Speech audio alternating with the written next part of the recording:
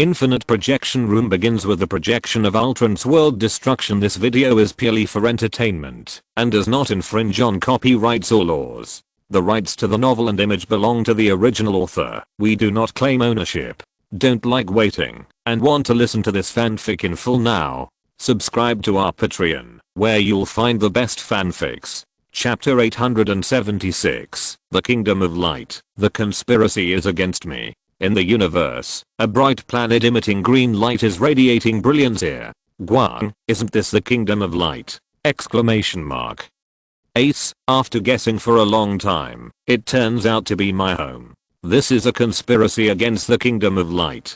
Father Ao clenched his fists. The activities of the Emperor Star and his Dark Empire have begun to weaken recently. Could it be that this is the so-called huge conspiracy? Exclamation mark. Ace, so that's the case. Is this the reason why the activities of the Emperor Star have weakened? Bruce Wayne, it shouldn't be. The Emperor Star should be involved in Mebius. From the story of Mebius, we can see that both the Kingdom of Light and Emperor are preparing their armies, but they should not have launched direct attacks on each other's bases. Seeing that it was not about him, Bruce's persecution delusion improved a little, and he was able to think normally. A golden portal opened, and a little golden man walked out of it, and looked at the Kingdom of Light, and praised the sun. It's so beautiful. Then he left. This is even more inexplicable than the last one. Bruce Wayne, haven't you, the Kingdom of Light, considered installing some satellites near the planet? Ace, there were some before, but they were taken back later, because they hindered flight. Bruce remembered that this was a group of aliens who flew around their own galaxy 100 times as a physical test. The video continues on a dead planet. Maximum walked here with a newcomer. For some reason, the planet Mikalet suddenly began to decay. Maximum said to the Ultra Warrior beside him, normally, the lifespan of a planet would not be so short.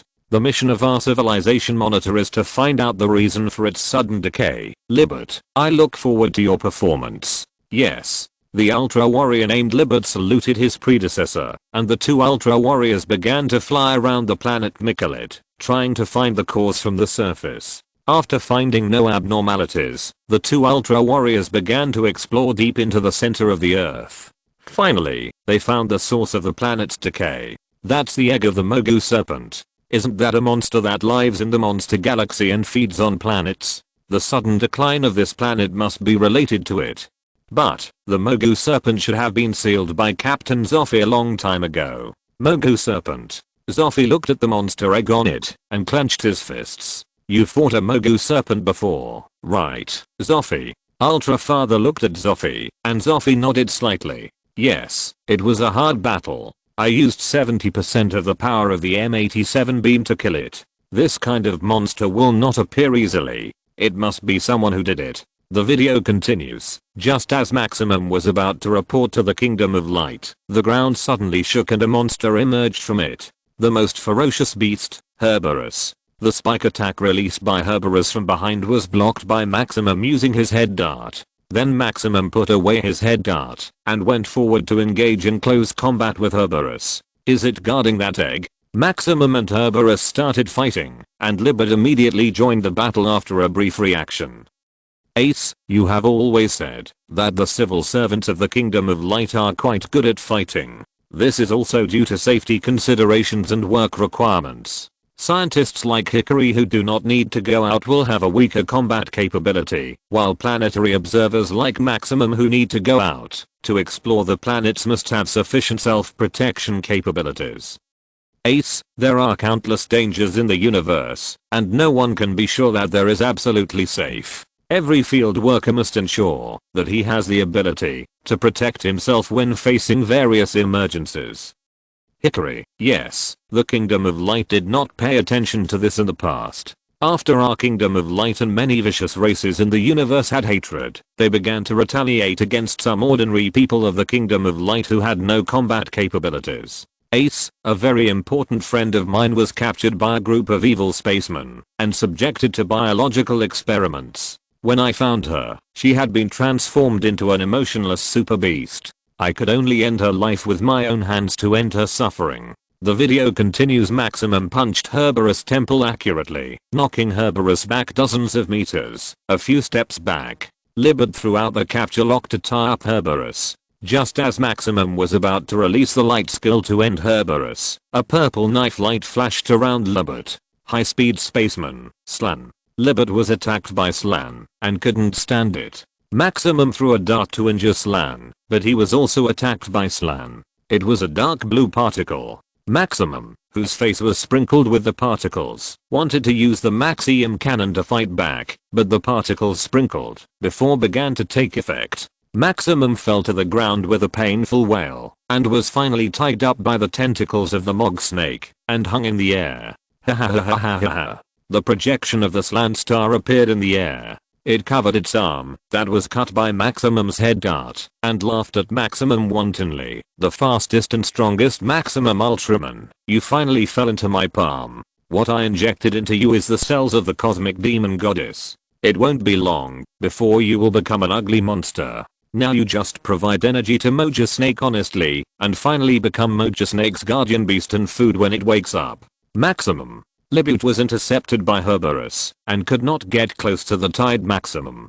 Maximum saw that Libet wanted to rush over to save him, and hurriedly stopped him. Libet, don't come over. If you come over, you will definitely be corroded by Goddess's cells.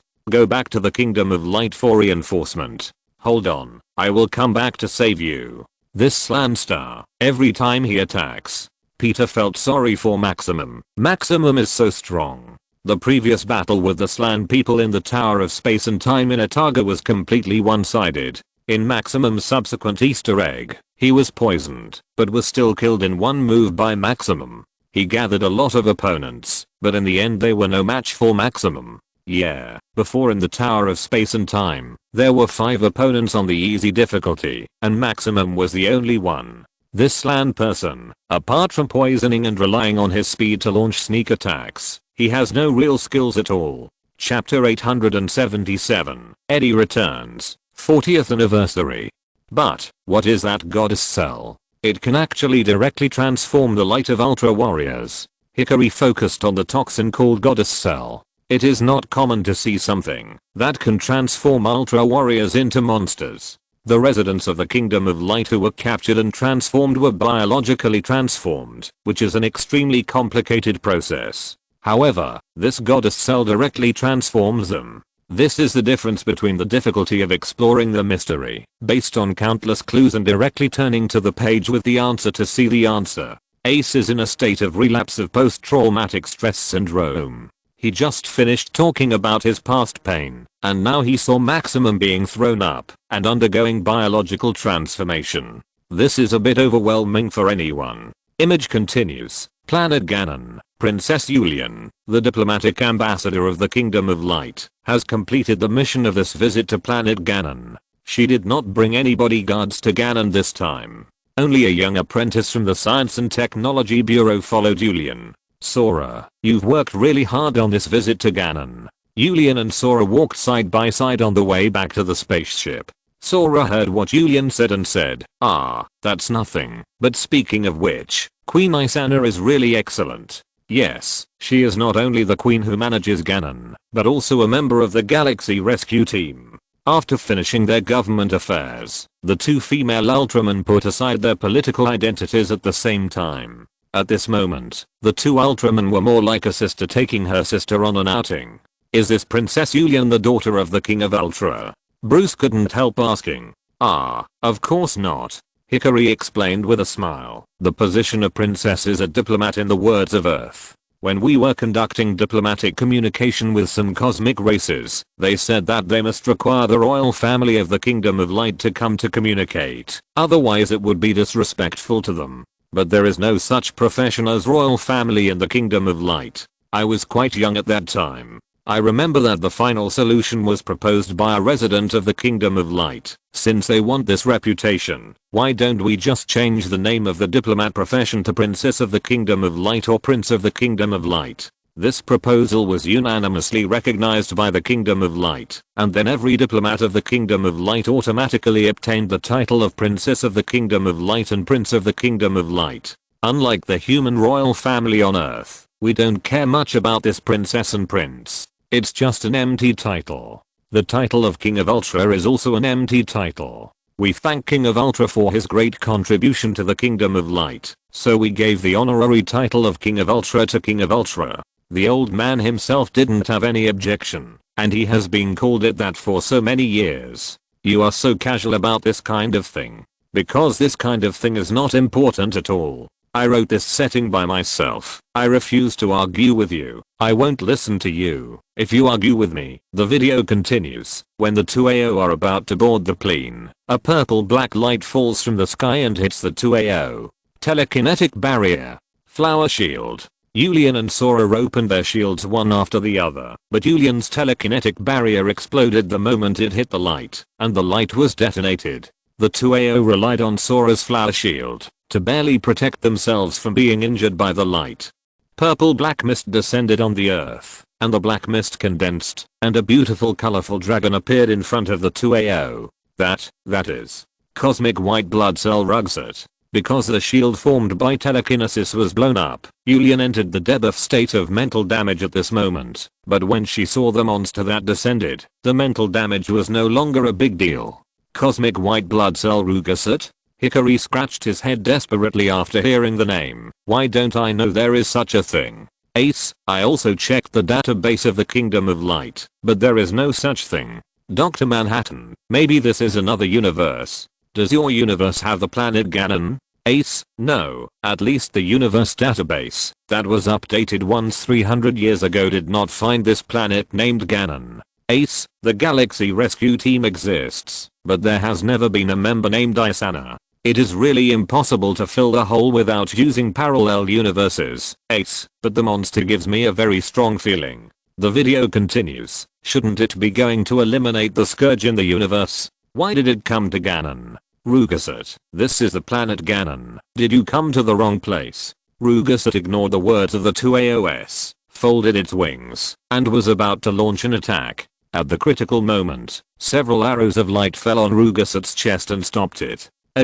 Eddie stretched out his arms to block the two Austrians, clenched his fists, and looked at the powerful enemy in front of him with full concentration. This is a cosmic monster known as the cosmic white blood cell, which was bred by the universe and devoured all cosmic hazards. Even he has to be careful when dealing with such a powerful enemy. Hikari recently developed a space probe and found that there was something wrong with Rugsat's flight trajectory. Let me follow and check it out. You two, please retreat.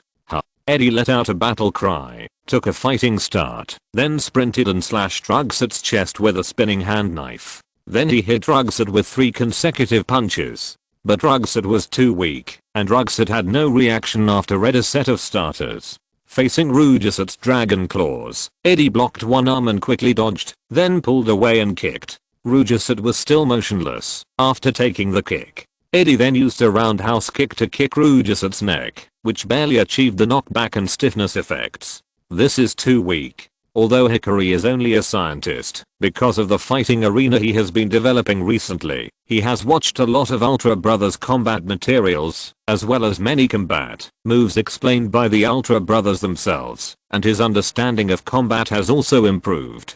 At least he can be considered half of Ultra King Yuan.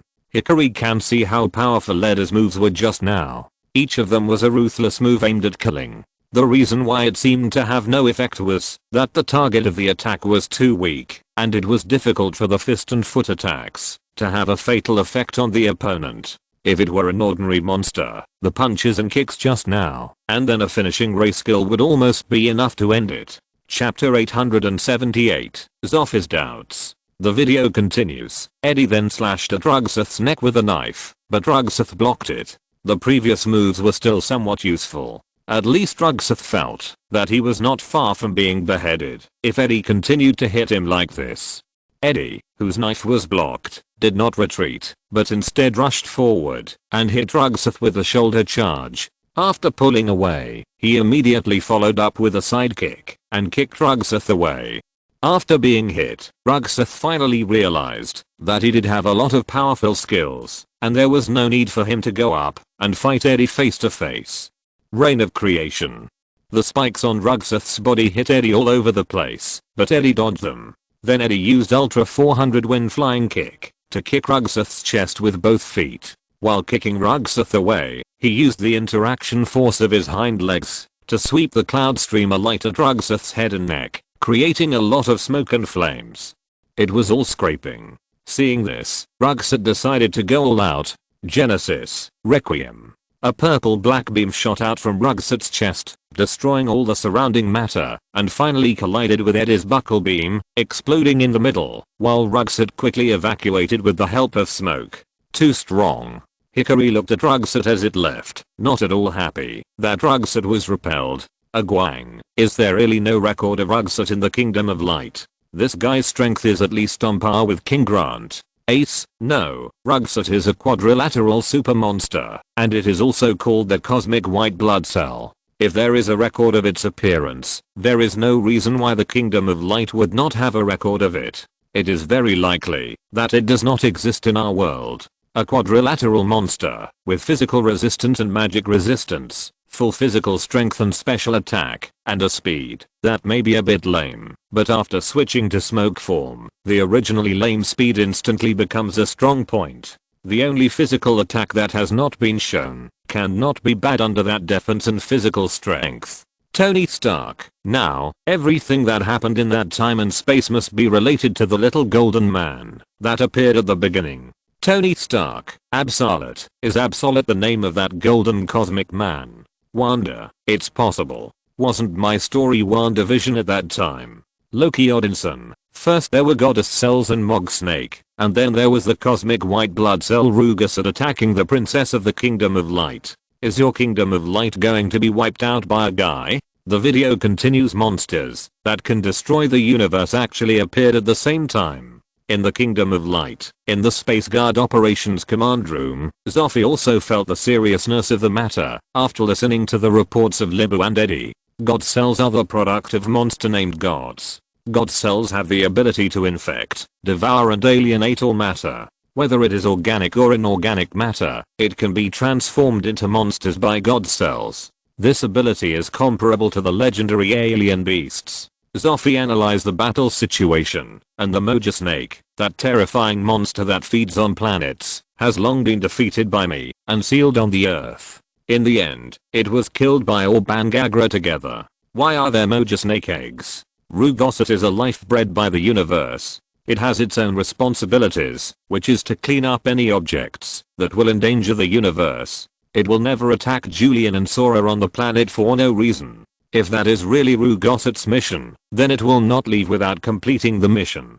Rugoset will complete the tasks arranged by the universe at all costs, even at the cost of his life. Taro on the side, pondered for a while, and proposed a possibility. Could it be that all this was done by the Slan people? The Kingdom of Light. Monster cells that can be compared with alien beasts, and the planet-devouring Moja Serpent, plus a cosmic white blood cell. Is this Lanoop all created by that little golden man? Although the Dark Empire of Imperla has been quiet recently, the Kingdom of Light dare not relax, and is always ready. As commanders and the highest combat power, Zoffy and Aofu are in charge of the Kingdom of Light. While learning possible useful information through the screening room, they analyze the information sent back from various places and make strategic deployments. I remember it very clearly. Zoffy said, I killed Moja Serpent directly in the interstellar space, not sealed it, and that I said that I defeated Moja Serpent on Earth and sealed it. It seems that our world and that world not only have different timelines, but also have a certain gap in the direction of history. Also, have you heard of the names of the two warriors who killed Moja Serpent? No, not at all. Ace, Brother Zoffy said that he defeated Moja Serpent in the galaxy and killed it completely. Guang, yes, Zoffy was seriously injured in that battle. I almost thought he would not survive. The meteor medal on his body was obtained by killing the Mogu Snake. The Slan people must have something to do with this matter. Maybe it was the Slan people who colluded with the little golden man to set up this trap. The video continues. Taro then denied his previous thoughts. With the ability of the Slan people, they should not be able to do it. Zoffy asked Eddie about the battle with the space white blood cell Rugsett on the planet Ganon again, trying to find some details from it. Shikali, how is Maximum now? Shikali stepped forward and turned on the projection screen. Maximum's physical data, Goddess's picture, and his energy reaction data were all available. I guess Maximum should have concentrated all the light energy in his body to resist the invasion of goddess cells. Hikari called up a data chart and said worriedly, but judging from his remaining energy and the erosion rate of goddess cells, he can only hold on for 3 days at most. Everyone panicked when they heard this information, but Zoffy remained absolutely calm. Can antibodies to goddess cells be produced within 3 days? I swear on my life and the honor of the Science and Technology Bureau that antibodies to goddess cells will be produced within 3 days. After swearing, Hikari turned around and said to Sora, "Sora, I need your help." "Okay, no problem. Libute, let's go to planet K76.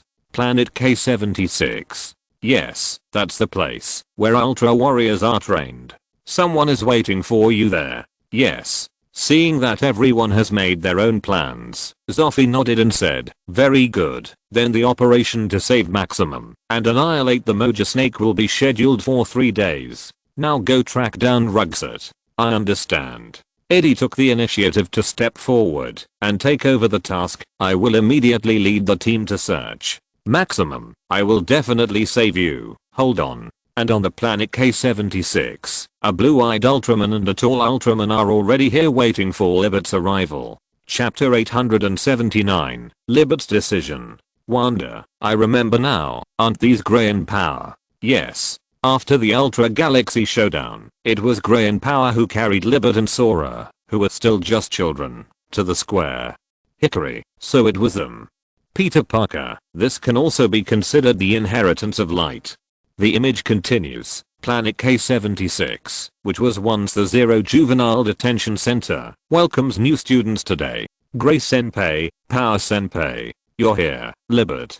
Grey and Power had already received the news that they were going to train Libet. Seeing that this child who once needed to be held by them in order not to be late has grown into an excellent Ultraman, the two Ultramen are also very pleased. "Two seniors, are you here to train me?" "Yes, we will teach you all the skills." The flow of time in K76 is very special.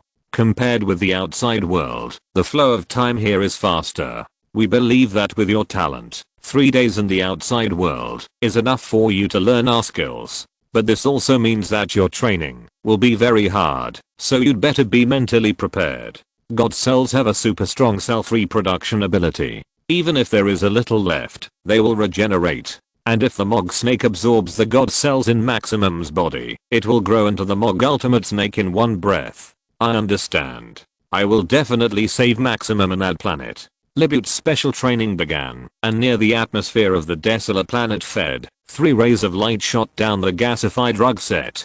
"Found you, Rugsat." Eddie's pupils flashed with anger. In just this period of time, Rugsat destroyed several planets. "We won't let you continue to wreak havoc. I'm Neas from the Warrior Command. Space Security Agency, 721. Neas took the lead and slashed with his hand, but Rugasat dodged it. However, he was just feinting. The real attacker was 721 holding an ice axe. 721's ice axe fell, but Rugasat knocked him away due to the difference in strength. Eddie followed closely behind to control Rugasat's movements. When he was thrown away, Neas and 721 rushed up and tightly controlled Rugasat's arms. Eddie took this opportunity to come up and slashed with his hand at Rugasat's head. This was quite painful, and sparks flew. Then he kicked him again, and after Rugasat was knocked a certain distance away, the 3 AOS used light skills at the same time. Light Shuriken, arrow-shaped shooting, and Ultra Fireball were simultaneously fired at Rugasat, but they were blocked by the purple Genesis barrier. Neas and 721 dodged the explosion and instantly added Adrium beams and composite beams. Eddie even stepped forward to seize the opportunity and violently output to Rugasat's neck. On the other side of the planet Fed, a golden light spread out, and a little golden man came out with a little blue man. "Go, do it, Necromancer," Robots. At the command of the little golden man, Robots, whom he called Necromancer, immediately cast a spell and summoned a monster. Blood-sucking monster, Chimera. When Eddie saw Chimera suddenly appear, his whole body was numb. Rugasat was already strong enough, but Chimera, the strongest enemy he had met on Earth, appeared. At the beginning, he and Julian teamed up and almost lost to Chimera.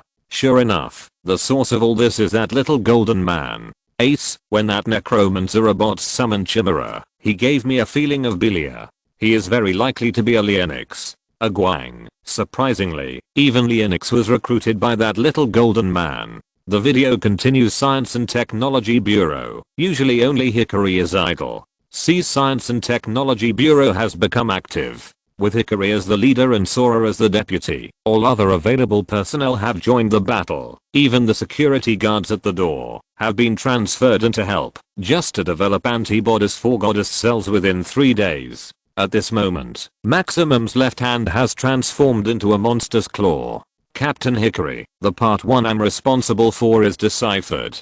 Okay, next, go get project number 11274. Yes. When the Science and Technology Bureau is fully operational, their work efficiency is quite reliable. They completed most of the progress in 2 days. Hickory accepted the information that had just been sent, and looking at Sora, who was working hard, he couldn't help but think of his little apprentice, the young man who had the greatest hope of inheriting his position as director. If he was still alive, he wouldn't need Sora, a little girl, to be his deputy and bear so much pressure and work. Tregear. There were only Ace, Zoffy and Ultra Father in the command room. When Zoffy saw that Hickory's deputy had been replaced by Sora, a little girl who was less than 10,000 years old, he knew that there must be a big problem with Tregear's future. Tregear's intelligence was recognized by Hickory. If it weren't for the screening room, Tregear would have taken over Hickory's work and the position of director in the Science and Technology Bureau. Sure enough, it was because of the Hunter Knight sword. No, it was mostly because of the child himself. Fortunately, without the appearance of the Hunter Knight sword, the point that detonated Tregear would not appear. As long as he was carefully guided, any possible tragedy in the future would be avoided. Zoffy, as the captain of the Space Guard and the eldest brother of the Ultra Brothers, has not only the necessary element of a leader such as combat power and command ability, but also a warm heart. A heart that cares about every Ultra Warrior like an older brother. Tregear, I won't let you fall into darkness.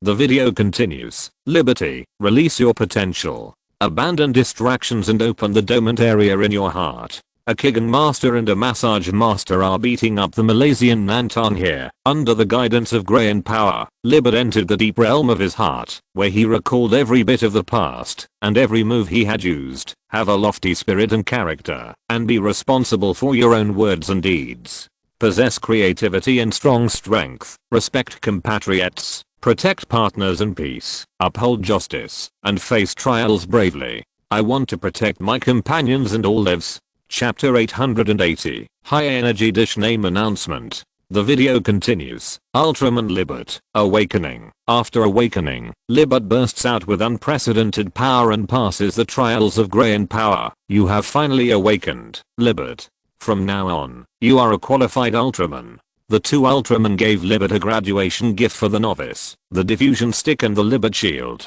Take it. I believe you will be able to use it freely. Thank you, two seniors. At this moment on the planet Fed, Neus and 721 are fighting against Rugosset. Neus releases the Magnum Ray and collides with Rugosset's creation elegy and loses, while Eddie is tied up by Chimera's tongue and cannot break free. At this moment, two attacks fell and repelled Chimera, Cosmic Corona Strike and Assault Light Arrow. Two Ultramen landed here, and one of them took the initiative to introduce himself. Hello, are you okay? I'm Ultraman Cosmos, and this is Justice. It's you, the kind warrior, Ultraman Cosmos. Eddie stepped forward to thank him. Thank you for taking care of Zero before. An abnormal energy reaction was captured in our universe, so Justice and I tracked it here.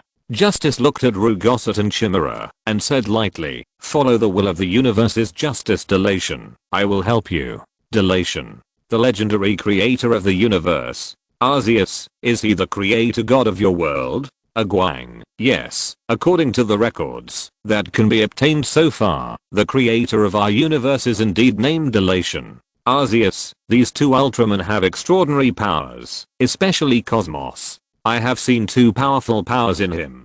Doom, a powerful power that even the creator god would recognize. Arceus, yes, if that power is fully displayed, it is not to be underestimated by me. The video continues. Justice uses the Victorium Ray, and Cosmos in the form of the Cosmic Corona releases the Ring of the End Ray. After the two rays repel Rugeset, but still do not cause any serious injuries to it, the Justice and Order of the Universe are ready to take real action. Ultraman Justice Powerful Form. Ultraman Cosmos Future Form. Cosmos, hello, I don't want to talk, goodbye. Cosmos and Justice teamed up, and had a tacit understanding. A mixed doubles finally succeeded in breaking Rugeset's defense. Seeing this, Eddie also began to burst out with all his strength, directly throwing Chimera away, and then immediately followed up with Ultra shooting. Chimera died. Eddie brought Nearson 721 to join forces with Justice and Cosmos 5 Ultraman, to fight the colorful dragon. With the addition of Justice and Goss, the battle situation finally changed from 30-70 to 50-50. When Nears was repelled, he looked up, and saw the Ultra signature sent by Zophi. The Science and Technology Bureau has successfully developed the Goddess Cell antibody, and now Libet has gone to rescue Maximum. Mojo Snake hatches in the cave. When Libet arrived, Maximum had been controlled by the Goddess Cell. Ultra-armed Goddess left arm. Maximum, who has the 15th anniversary limited form, exudes a faint blue aura, just like the previous Goddess Cell. Are we still too late? It seems that Goddess Cells are all over Maximum's body. It's not too late. I will definitely save him. Against the two guys, who are considering whether to raise Maximum, Libet looks so innocent, cute, and insists on true love. He rushed forward directly, and Power and Grey, who were about to catch up, were blocked by the Slan and Cerberus. Libet used his new equipment, the Libet Shield, to block the Goddess Cannon launched by Maximum, and rushed to Maximum, while the skill bar of the Goddess Cannon was reading, and stabbed him with one shot. According to the set conservation law, Aguang's props must not be anti-theft, and they are even open source. The price he paid was not only the funds of Dejan Zinao's milk powder money, but also that it was really powerful. After one shot of antibody, the beast Maximum was saved, and the Goddess Cells were completely eliminated. It has to be you, Hikaru. Even after what happened, Maximum, who could be considered terminally ill on Earth, was saved by an injection of antibodies. It's all the result of everyone's joint efforts. Hikaru was still thinking about Tregear at this moment, but he really didn't think it was his own credit. Every staff member of the Science and Technology Bureau contributed. But why not save Maximum first, and then develop antibodies? Because the three of Libet also need to be injected with antibodies. The infection ability of Goddess Cells is so strong. If antibodies are not injected into the combatants, there will definitely be a second loss of personnel, and then they will have to go up one by one. They said before that Grey had dealt with Goddess before, so they let Grey and Power, a pair of warriors who cooperated well, go together. The reason why there are only 3 of them is probably because the antibodies are really not enough. With the dazzling light, the claws of Goddess on Maximum's hand dissipated, and the whole of AO finally regained consciousness. I knew you would come, Libuto. I promised you, Maximum. At this moment, the Mog Snake broke out of its shell. Did it evolve directly to adulthood? Mog Snake and Goddess Cell, this combination is too scary. Seeing that Maximum was still trying to rush up, Libuto quickly stopped him, and at this moment, a white light fell on Maximum's wrist. Maximum Galaxy. Are you okay, Maximum? Well, thank you, Gino. Maximum and Gino stood side by side, then turned to Libuto behind them and said, Libuto, let's go. Then let's have a big fight. The trios joined forces to kill the snake, and Grey and Power also fought with their opponents. On the planet fight, after a violent beating that made Rugeset stiff for a long time, with Eddie's order, the 5-O's simultaneously released their strongest light skill, Ray Rugeset.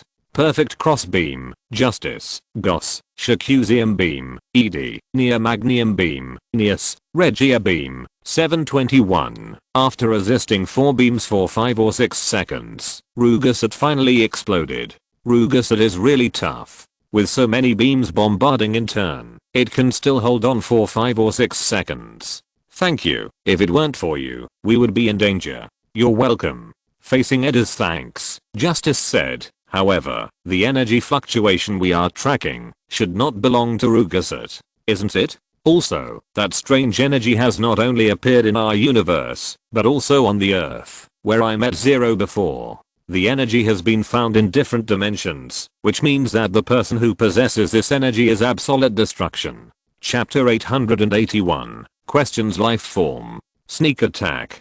Golden energy. Look, it's that little golden man. The video continues. The explosion sends the 5 Ultramen flying, and a golden figure emerges from the flames. Hehe, the golden man walks up to the 5 Ultramen and begins to name his dishes. I'm the ultimate life form, the absolute warrior, absolute Tartarus. I don't even need to type this sentence, just copy it from the barrage. I didn't expect you to have survived until now. It looks like I have to make you all disappear. It's the ultimate life form.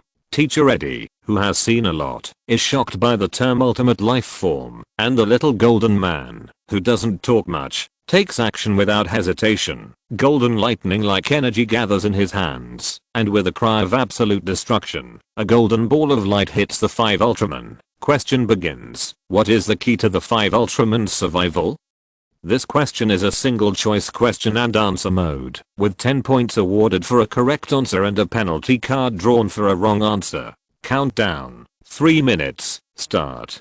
A. All 5 Ultramen died in battle. B. A son of 7 who does not want to reveal his name came to the rescue. C. An ancient god who does not want to reveal his name passed by and picked up some.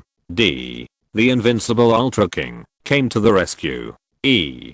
The shields of chaos and justice. Oh, this. Is there something wrong with the first option? How can they survive if they died in battle? This. Hikari was silent for a moment and decided to tell everyone the news truthfully. Death in battle can actually be resurrected. Resurrection? Agwang. Yes, through the life solidification technology and the skills of the Silver Crusaders captain, they can be resurrected. Strange. Yes, in the Hikari legend, the Hunter Knight sword was resurrected.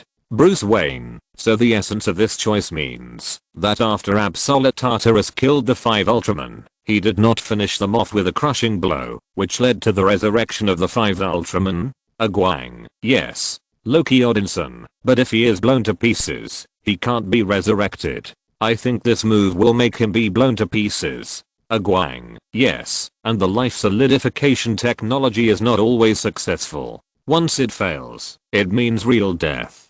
Peter Parker. I think the probability of it being Noah is not high. I didn't find similar inherited memories in my mind. Wanda. Is it possible that it is Zero? Ace. That child should be a rival of Tartarus. Dr. Manhattan. I choose E. Peter Parker. Doctor, why do you choose this way?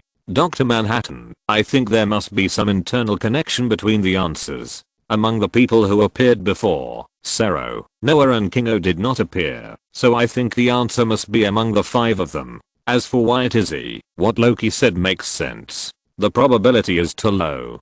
3 minutes passed in a flash, and Dr. Manhattan's words were recognized by most people, allowing them to choose between A and E. The video continues. Be careful. Seeing the attack coming again, Cosmos and Justice teamed up to open their shields to block the Threos. Boom. It exploded. The absolute energy illuminated the battlefield blindingly, and in this light, a brand new figure slowly descended. What? When the little golden man saw the figure that suddenly appeared with invincibility written all over his face, his heart suddenly stopped. The young but knowledgeable Absolute Tartarus knew that he had not only played too much, but also accidentally blew up his father. When the two powerful forces of the universe meet, the true figure will be revealed in the dazzling brilliance. When the two distant souls meet, the legendary power will appear and superimpose Cosmos and Justice, the legend praised by the great universe. Ultraman Legendado, the legendary warrior, the multi-level strongman, the legend representing the will of the universe.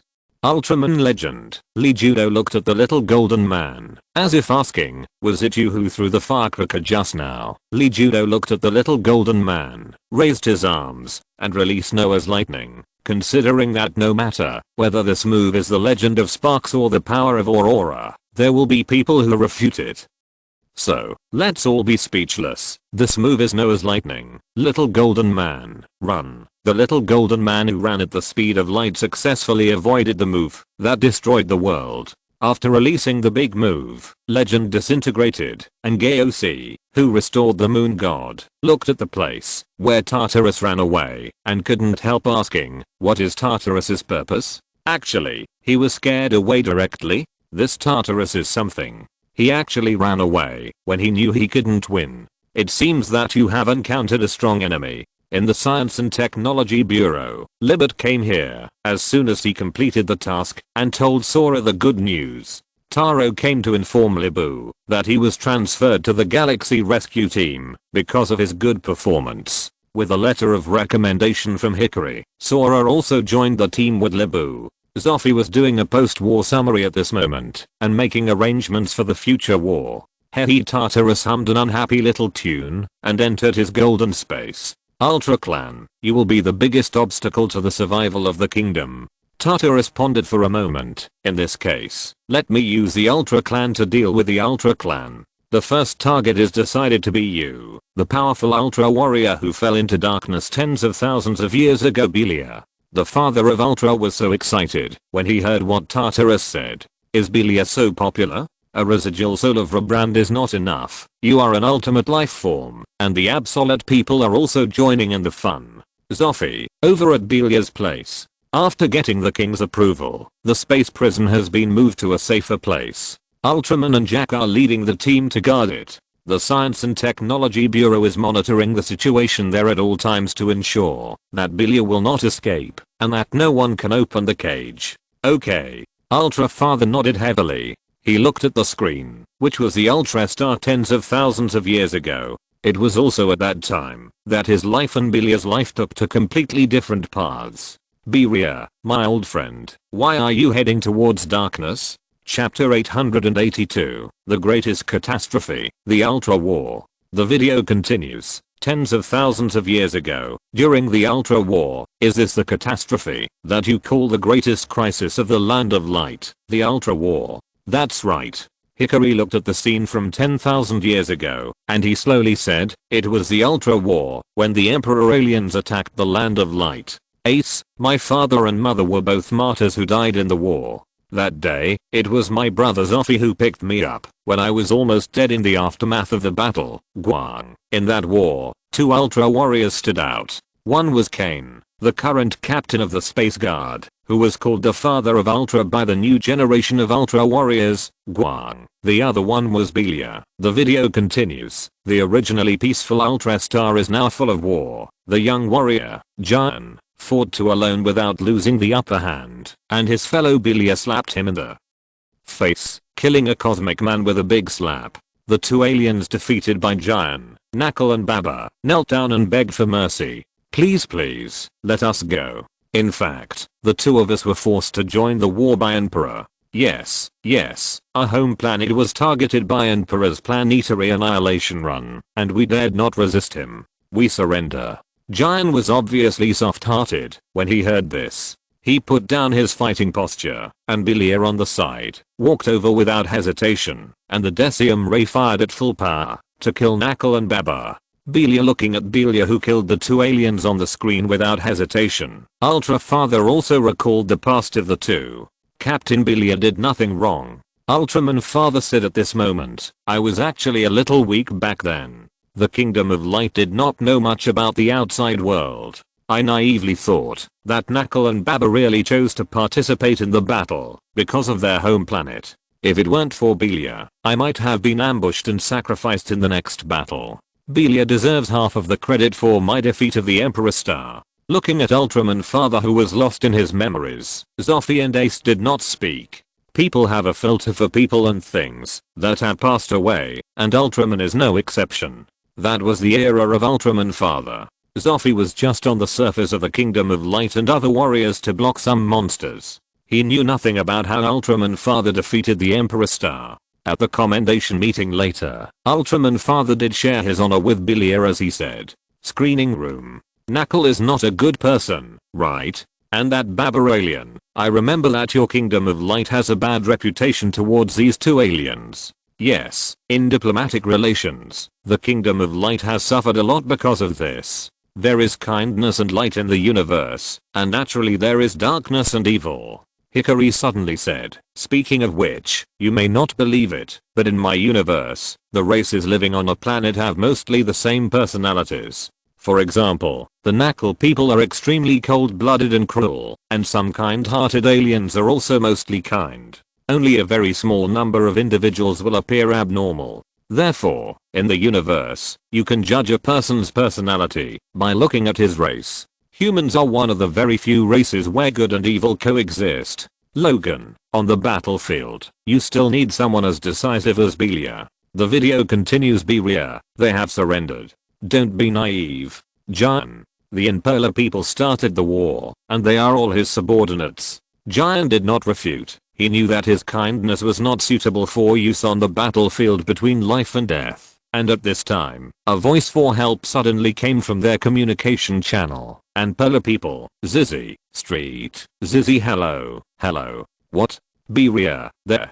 Jan pointed to the Kingdom of Light. On the planet emitting beautiful light, a black cloud was gradually covering it. "Is the Imperla people there? Let's go, Jan." "Okay." Jan and Belia flew away immediately, and on the BTA right where they fought, a golden light gate opened, and an unnamed Absolute warrior Absolute Tartarus appeared here. "Who? He is a legendary Dark Ultraman, Belia." Tartarus jumped to avoid the AoE damage, and returned to the golden space. "Belia, I'm looking forward to you. Why is it him again? Is he going to make trouble from the timeline?"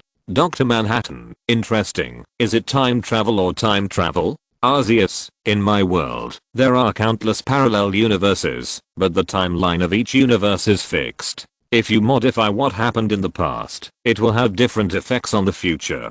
"Dr. Manhattan, Tartarus's ability to travel through time is very strong. According to what he said before, he is going to use Belia's power to attack the Kingdom of Light. If so, then the other party must be able to take Belia away directly from this world." "Logan, then why not go directly to the Ultra Galaxy Legend period to find the Dark Belia? That one should be stronger, right? It also comes with the Soul of Rebrand, the Giga fighting device, 100 monsters, and maybe you can even take a Plasma Spark core away." Ace, although Belia in the Ultra Galaxy period was powerful, the stronger he became, the harder it was to control him. The Rebrando star also had the title of the ultimate life form. I don't think Belia in that period would choose to be inferior to Tartarus. "Aguang, the Plasma Spark core is indeed a treasure, but if you want to take it away, you have to fight with His Majesty the King of Ultra first. I think the King of Ultra must have paid attention to the monster cemetery at that time. Maybe he would not interfere in the affairs of Belia in the Kingdom of Light, but if it was a visitor from another time and space, then I don't think Tartarus, who ran away when he saw a Brando, is qualified to compete with the King of Ultra." "Aguang, where did this Tartarus come from? I have never seen that kind of golden energy, and I can't tell his race at all. Could it be that a race from another universe intends to invade our universe? If you're listening to this novel on a channel other than Fanfic World, it means they downloaded and uploaded it without effort. We cordially invite you to visit our channel, Mundo Fanfic Novelos. There you'll find the original version of this story and you can explore many other novels of various genres. We're waiting for you to immerse yourself in a world of incredible novels. Chapter 883, True Power. Image continues. The main street of the Kingdom of Light. The originally peaceful and tranquil street was dead silent. Dark clouds covered the city, and there were flames everywhere. Wherever the Dark Emperor walked with a long sword in hand, any light would disappear. "Evil light, extinguish." The Emperor issued a decree, and even the last light, the burning flame, disappeared. "I'm the great Emperor of Darkness, the Emperor Starman. I will bring eternal darkness to this planet." Emperor Starman looked at everything around him with satisfaction, but the dazzling light flashing on the tall tower still made him feel disgusted. Looking at the people of the Kingdom of Light rushing over again, Emperor snorted coldly and swung his sword with a sword. "Foolish life of light, you dare to resist me? Destroy them all." One sword fell, and hundreds of warriors of the Kingdom of Light joined forces to resist, but failed to stop it. In the end, only a few survivors survived the aftermath of the explosion. The Imperla star ignored the life that was like an ant in his eyes. When he destroyed the tower, they would all perish in the darkness or throw themselves into the darkness. Two streams of light rushed into the dark area, and one came to the survivor closest to him and helped him up. "Are you okay? Get out of here." Kane helped Mary, who was injured by the sword's aftermath, up. Belia stood in front of the two and looked at the demon-like figure in the distance. "You must be careful." After Mary left, Belia said, "She is so beautiful. She is my type. No wonder she has such a bad personality." Several normal people with online emotional intelligence looked at the arrogant young Belia, and then the steady, kind, and warm son-like young Aofu, and immediately judged who was better. The video continues. "Let's go together and get rid of this guy." Yes. Ken and Belia simultaneously took a fighting stance and rushed towards Emperor. Emperor sensed that someone was attacking from behind and snorted disdainfully. He saw that the Emperor blade in his hand was useless, so he pushed Jian, who rushed forward first, several meters away with one hand, and then knocked Belia back with a simple forward straight punch. Seeing that the two guys in front of him were quite powerful, Emperor decided to have some appetizers before destroying the grand and dazzling light. Facing Belia, who was waving his claws, Emperor grabbed Belia's arm and then held Belia tightly with a backhand grab. Seeing that the other party had a hostage in his hand, Jian did not dare to step forward to attack for a while. Emperor pushed Belia onto Jian with a light push, and then the two flew hundreds of meters away. "Since I have taken action, this planet is doomed to have no future." The Emperor star swung down 3 swords. Each sword hit hard, and purple lightning emerged from the purple sword wounds. The lightning engulfed Jian and Belia, and then a violent explosion occurred. Emperor did not care about the 2 unknown people who were defeated by him. He continued to walk towards the tower slowly. Jian struggled to get up, but Belia's eyes revealed despair. "Is this the power of darkness? Too strong, crushingly powerful. Don't give up, Belia."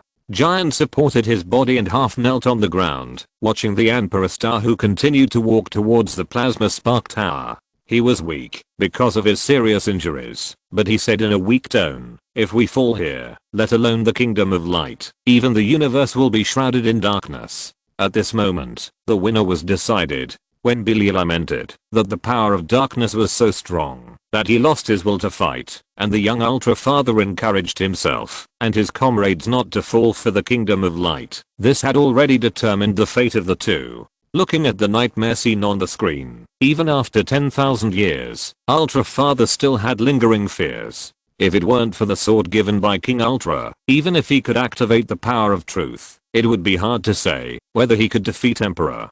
Fortunately, his injuries have healed, and he is not afraid, even if he faces Emperor. Even if Emperor is wearing the dark magic armor that can increase Emperor's strength 100 times. He has long wanted to enjoy his old age. When he saw Taro's son, his grandson, Tager in the Ultra Galaxy, he imagined the happiness and beauty of 3 generations living under the same roof. When the children grow up and can protect the world, he and Mary will retire and take off their identities, live a peaceful life like every ordinary resident of the Kingdom of Light, and help Taro take care of the children.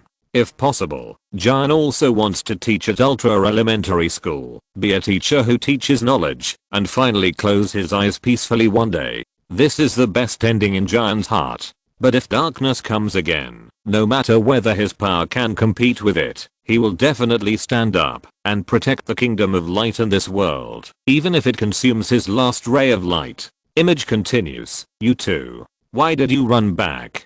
Go, it's dangerous here." Looking at Mary, who ran back with an ancient and unadorned long sword in her hand, Jian was anxious. "This is for you." Mary subconsciously handed the long sword to Jian's hand. This was the decision made by the long sword itself. This is. Jian could feel the hidden power in the long sword. When the long sword was in his hand, it was happy, calling, and eager to fight. The ultimate holy sword. Jian recognized the long sword. Isn't this the holy sword that has been passed down from generation to generation in our Kingdom of Light? How did you take it out of the museum? It is the holy sword that is guiding me.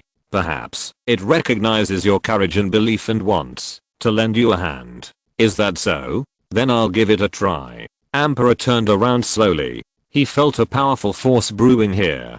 Seeing Jian holding out a long sword, Emperor sneered. "Huh, interesting. since you and want to struggle a few more times, then I will give you this qualification as a reward for your insignificant courage. Jian grasped the ultimate holy sword in his hand, and the power in his body continued to gather. Under the guidance of the holy sword intent, the power hidden in Jian's body was completely activated. Jian true power form. No way. Looking at Jian's light piercing through the dark clouds covering the sky and letting the light reappear on the earth, Belia said in disbelief, this guy Jian actually has such a powerful power in his body. The new book has been collected 1000 times. Great. Chapter 884. 3 questions from the Golden Man. Ultra Father frowned as he looked at Belia on the screen, who was staring blankly at his awakening true power. That's not right. What's wrong, Captain? Nothing. I forgot that this might be a story from a different timeline. Ultra Father thought for a moment and said, Ace, do me a favor. Ace, the captain said that the story of this timeline is not quite the same as the story of our world's timeline. The ultimate holy sword in our world is called Ultra Holy Sword, a divine weapon bestowed by the King of Ultra. And in the timeline of our world, at this moment, Belia is leading the reassembled warriors to desperately hold back Emperor and the monster army, helping Ultra Father to delay time. Dr. Manhattan, is this another difference between different timelines? Indeed, the situation in the Land of Light at that time is very different from that in this timeline.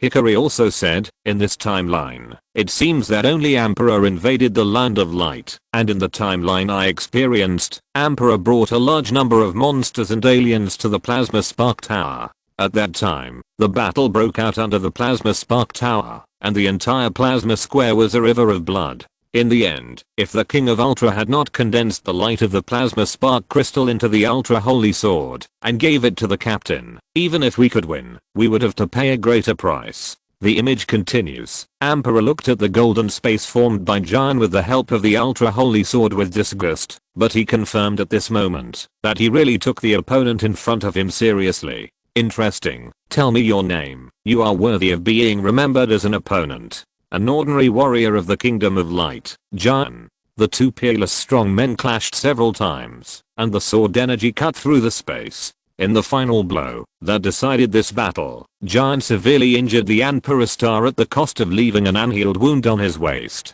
Emperor Star roared in the light. Just like that, Jian, holding the best sword in the village, and fencing with the Emperor in the small yellow house. The last knife cut the Emperor 3 centimeters above the appendix, causing the Emperor to make a sound of worship, fog, for the greatest swordsman in the universe, and then turned into light, to support Tigger on the next set. This sentence is pure nonsense. As soon as the Japanese version of Hikari-io appeared, the barrage was full of that information. The war is over, and the Kingdom of Light has begun to rebuild. This war was extremely tragic. Countless people lost their lives, and countless families were broken. In this battle, 2 new stars rose up. One was named Jian, the other was named Belia. The Land of Light, Silver Square. This is the medical department of the Land of Light. After the war, the Land of Light plans to build a brand new team here, composed of Ultramen who are proficient in healing abilities, to better deal with the large-scale battles that may occur in the future.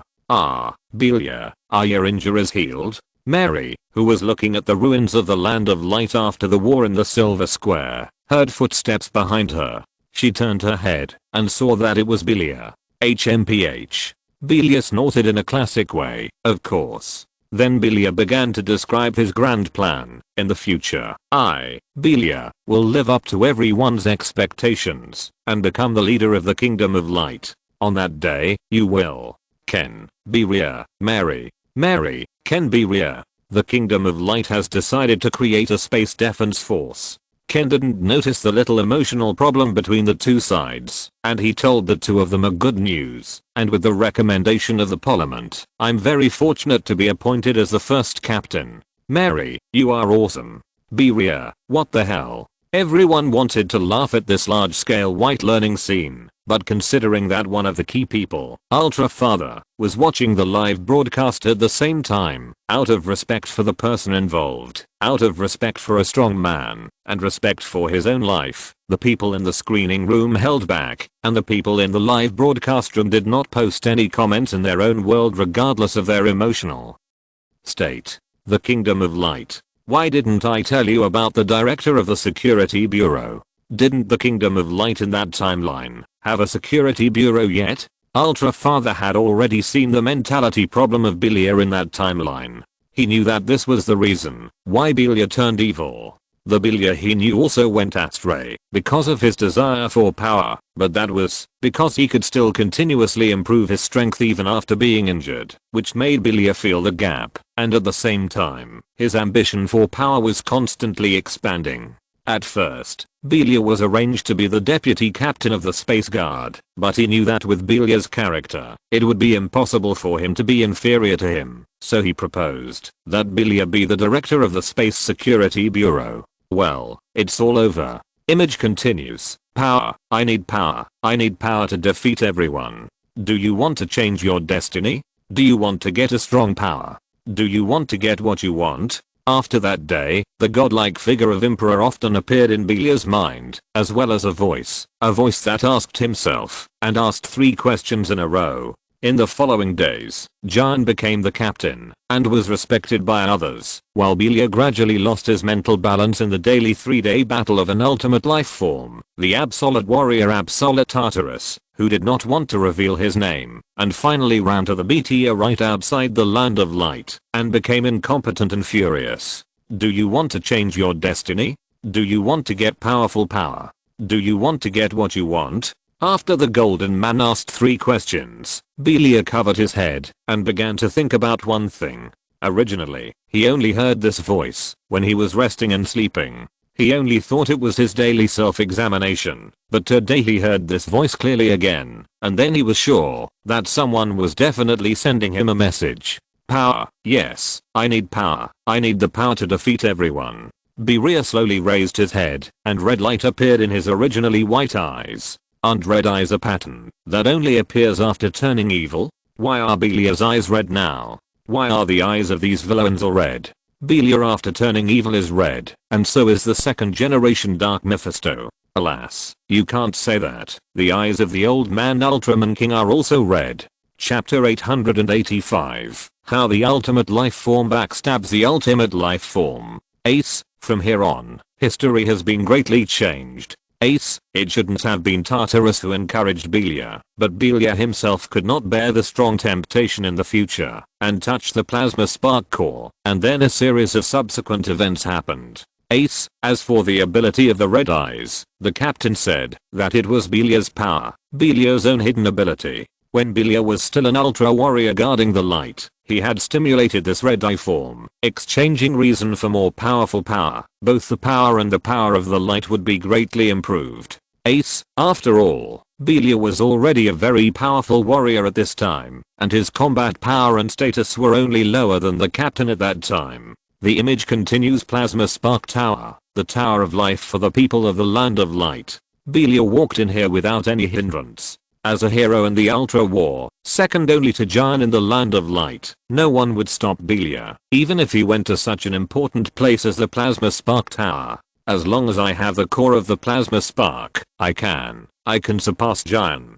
As expected, Belia, who touched the core of the Plasma Spark, was backfired by the powerful force of the Plasma Spark. Even as strong as Belia, it is impossible to directly touch the terrifying energy of the Plasma Spark. Belia screamed and fled from the Plasma Spark Tower.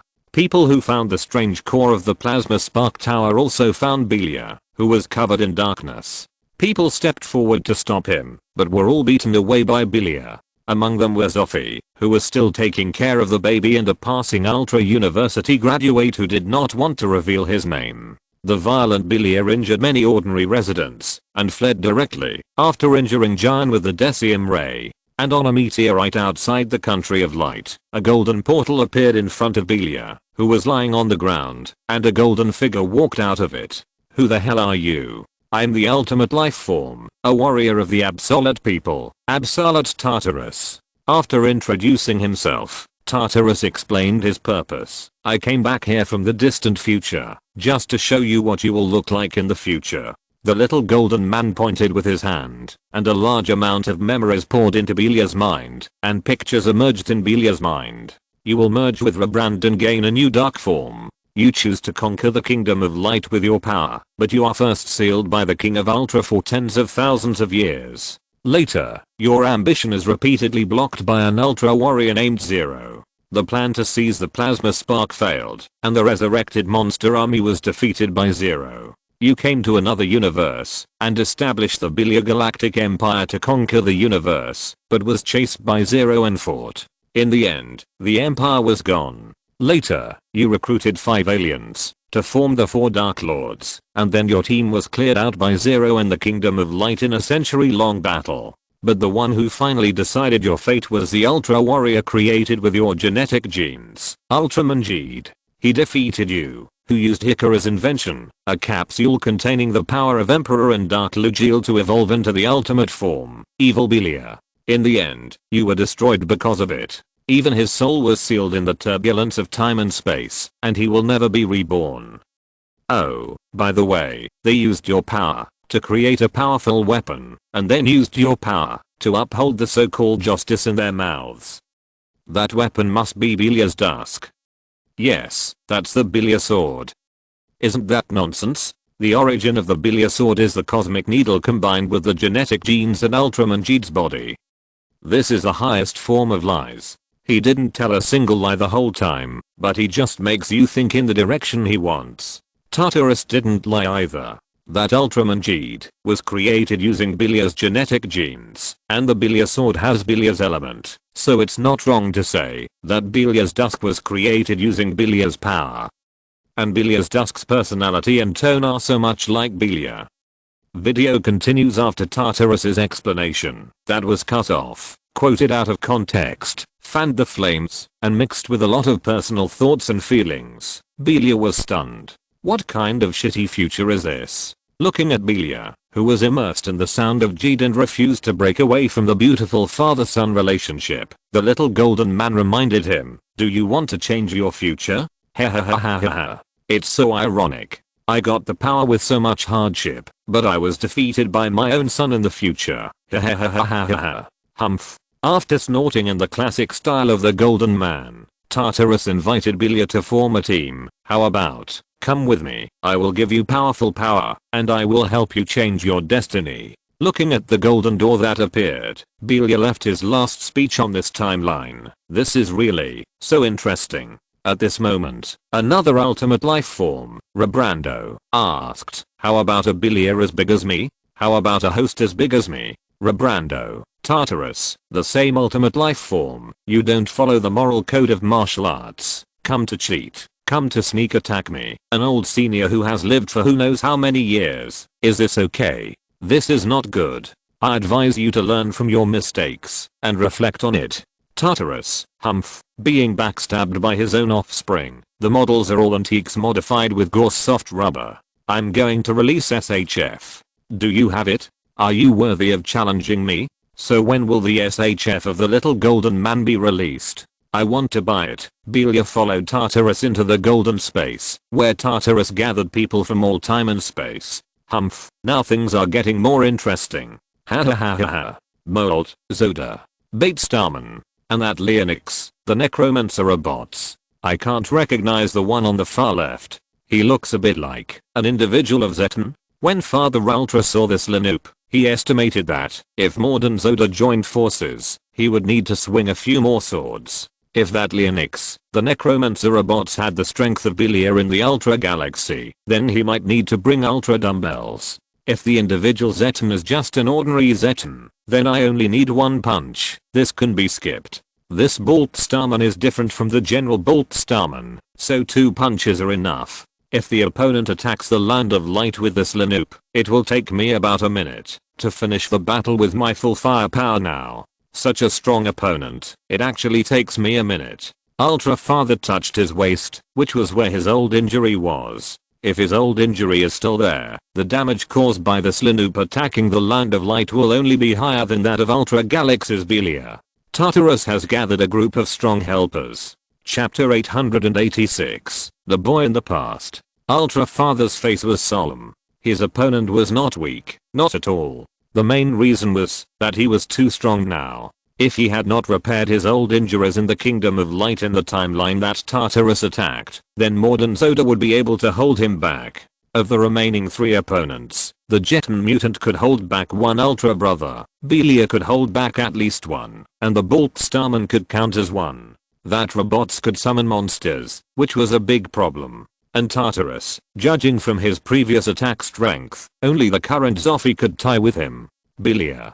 Old man, are you going to go to darkness, no matter which world you are in? And in that world, it was actually because of jealousy. Captain? Alas, it may be that seeing someone reminds me of someone else. This Belia is not the Belia I know after all. Ultra Father recalled Belia after the Ultra War. In the process of desperately helping him to buy time for awakening, Belia was severely injured by the Emperor Starman. Later, after his injuries healed, he did not say a word the whole day. I just thought that Belia's injuries had not healed yet, and I didn't want to waste more energy. In addition, the Kingdom of Light needed me everywhere after the war, so I didn't stay with Belia much. Now that I think about it, Belia was obviously autistic, because of the beating of the Emperor Star. If I could have stayed with Belia and enlightened him, maybe the tragedy that followed would not have happened. I read a lot of setting information, and then I realized how serious the character collapse of Belia in Silver Grid 2 was. Compared with this lemon-like white Belia, Belia's personality charm is still stronger. Caesar Belia in the Galactic Empire is even a peak. I will write about the original setting of Old Black in the chapter of Tarikia. The video continues. In the long years after the end of the Ultra War, the reconstruction of the Kingdom of Light also continued. This is a brand new timeline that has not been affected by Tartarus. Belia, why did you turn to darkness? Because I need strength. Ken, who has become the captain of the Space Guard, and the Blackened Belia, who is possessed by Rebrand, fight in the Plasma Square. The 2 most powerful warriors of the Kingdom of Light once fought side by side here, using their blood and bodies to block the invasion of the Emperor Star. But now, they have to use swords against each other. Ken, do you know? I learned a truth in the battle with Emperor. Belial held the Giga fighting device and fought all the way to the Plasma Square. In the past, he and Ken fought to the death against the Emperor Star here, and now, he and Ken are fighting to the death here. Back then, Ken and I faced the Emperor Star together, and I fought to the death to buy time for him, but now, I have become the enemy that Ken has to fight to the death to stop. Fate is really interesting. Hey Belia, it's not too late to turn back now. Ken didn't open the true power second, and didn't take the Ultra Holy Sword. He was still mouthing and outputting to try to wake up his friend. Turn back. Why should I turn back? Belia snorted coldly and suddenly roared impatiently. I'm so annoying. Shut up. It's not your turn as a remnant soul who has been dead for who knows how many years to care about my affairs. Belia, you are just controlled by Rebrando. Control? I controlled him and took away his power. Belia kicked Giant away, dragging the Giga fighting device to Giant. His scholar eyes like the devil's eyes from hell, cruel and without the light of the past. I said, I realized one thing in the battle with Emperor, that is no matter whether it is light or darkness, only having power is the truth. Otherwise, you will just be crushed. Stop, Belia. Countless light particles condensed in the sky, and a huge shadow appeared in front of the Plasma Spark Tower. King of Ultra waved his hands. The Giga fighting device was disarmed, and Belia was sealed with rubble. Finally, a large amount of rubble formed a square prison. Old man, one day, I will also gain your power and surpass you. Just wait and see. In this way, tens of thousands of years have passed since Belia was sealed. 10,000 years is also a long time for the people of the Land of Light who have a long lifespan. In these years, many things have happened in the Land of Light, such as the birth of many newborns, including Ken and Mera's child, who they named Taro. The name Taro means a person who is full of courage and loves justice in the language of the Land of Light, and he is, just as his name suggests.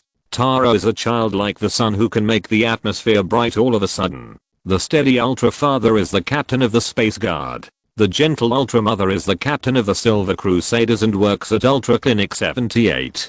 Taro, who has great parents, has never been arrogant, and is an innocent and lovable child. But on the other hand, he is also a young man who hates evil, and is full of vigor. Taro is still a child, and he goes to Ultra Elementary School next to the Space Intelligence Center every day. The homeroom teacher, Ms. Flabella, explained to the children the importance of the light emitted by the plasma spark crystal, the Tiferet ray, and also explained the topic of the next class, learning the structure of the color timer. I always thought that Ultraman's color timer was present from birth, just like an organ. How is that possible? Hikari explained, before we, the people of the Land of Light, evolved through the Tiferet beam, we were exactly the same as the people on Earth. The people on Earth would not grow organs like energy timers. So, are the color timers artificially produced and then distributed uniformly? Well, not entirely. Some residents choose to make their own color timers with their own characteristics, and the warriors will also adjust the color timers according to their own fighting styles. As for Zeta, he is indeed quite unique. Video continues. After school, a group of children were discussing where to take them back to play. Some said they would go to the zoo, where Miklas had just given birth to a baby, and some said they would go to the Science and Technology Bureau, where they heard that Director Hikari had recently made some new inventions. At this time, Taro's eyes swept to the window and saw a young man from the Blue Tribe. Who is he? Him? I think his name is Tregear. He always goes out alone, and always disappears halfway when you call him to play. Is that so? For some reason, Taro is very concerned about the blue boy. Chapter 887, Blue Phantom. The image continues. So the next day, Taro invited Tregear. Will you play with me after school? Tregear turned around and stared at Taro.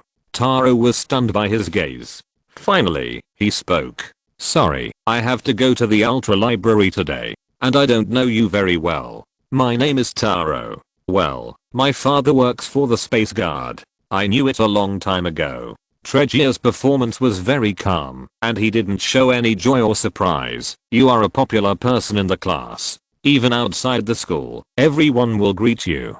Hello, son of the captain. Son of the captain of the Silver Cross. Everyone just sees the great parents standing behind you, and doesn't pay attention to you. I want to know more about yourself.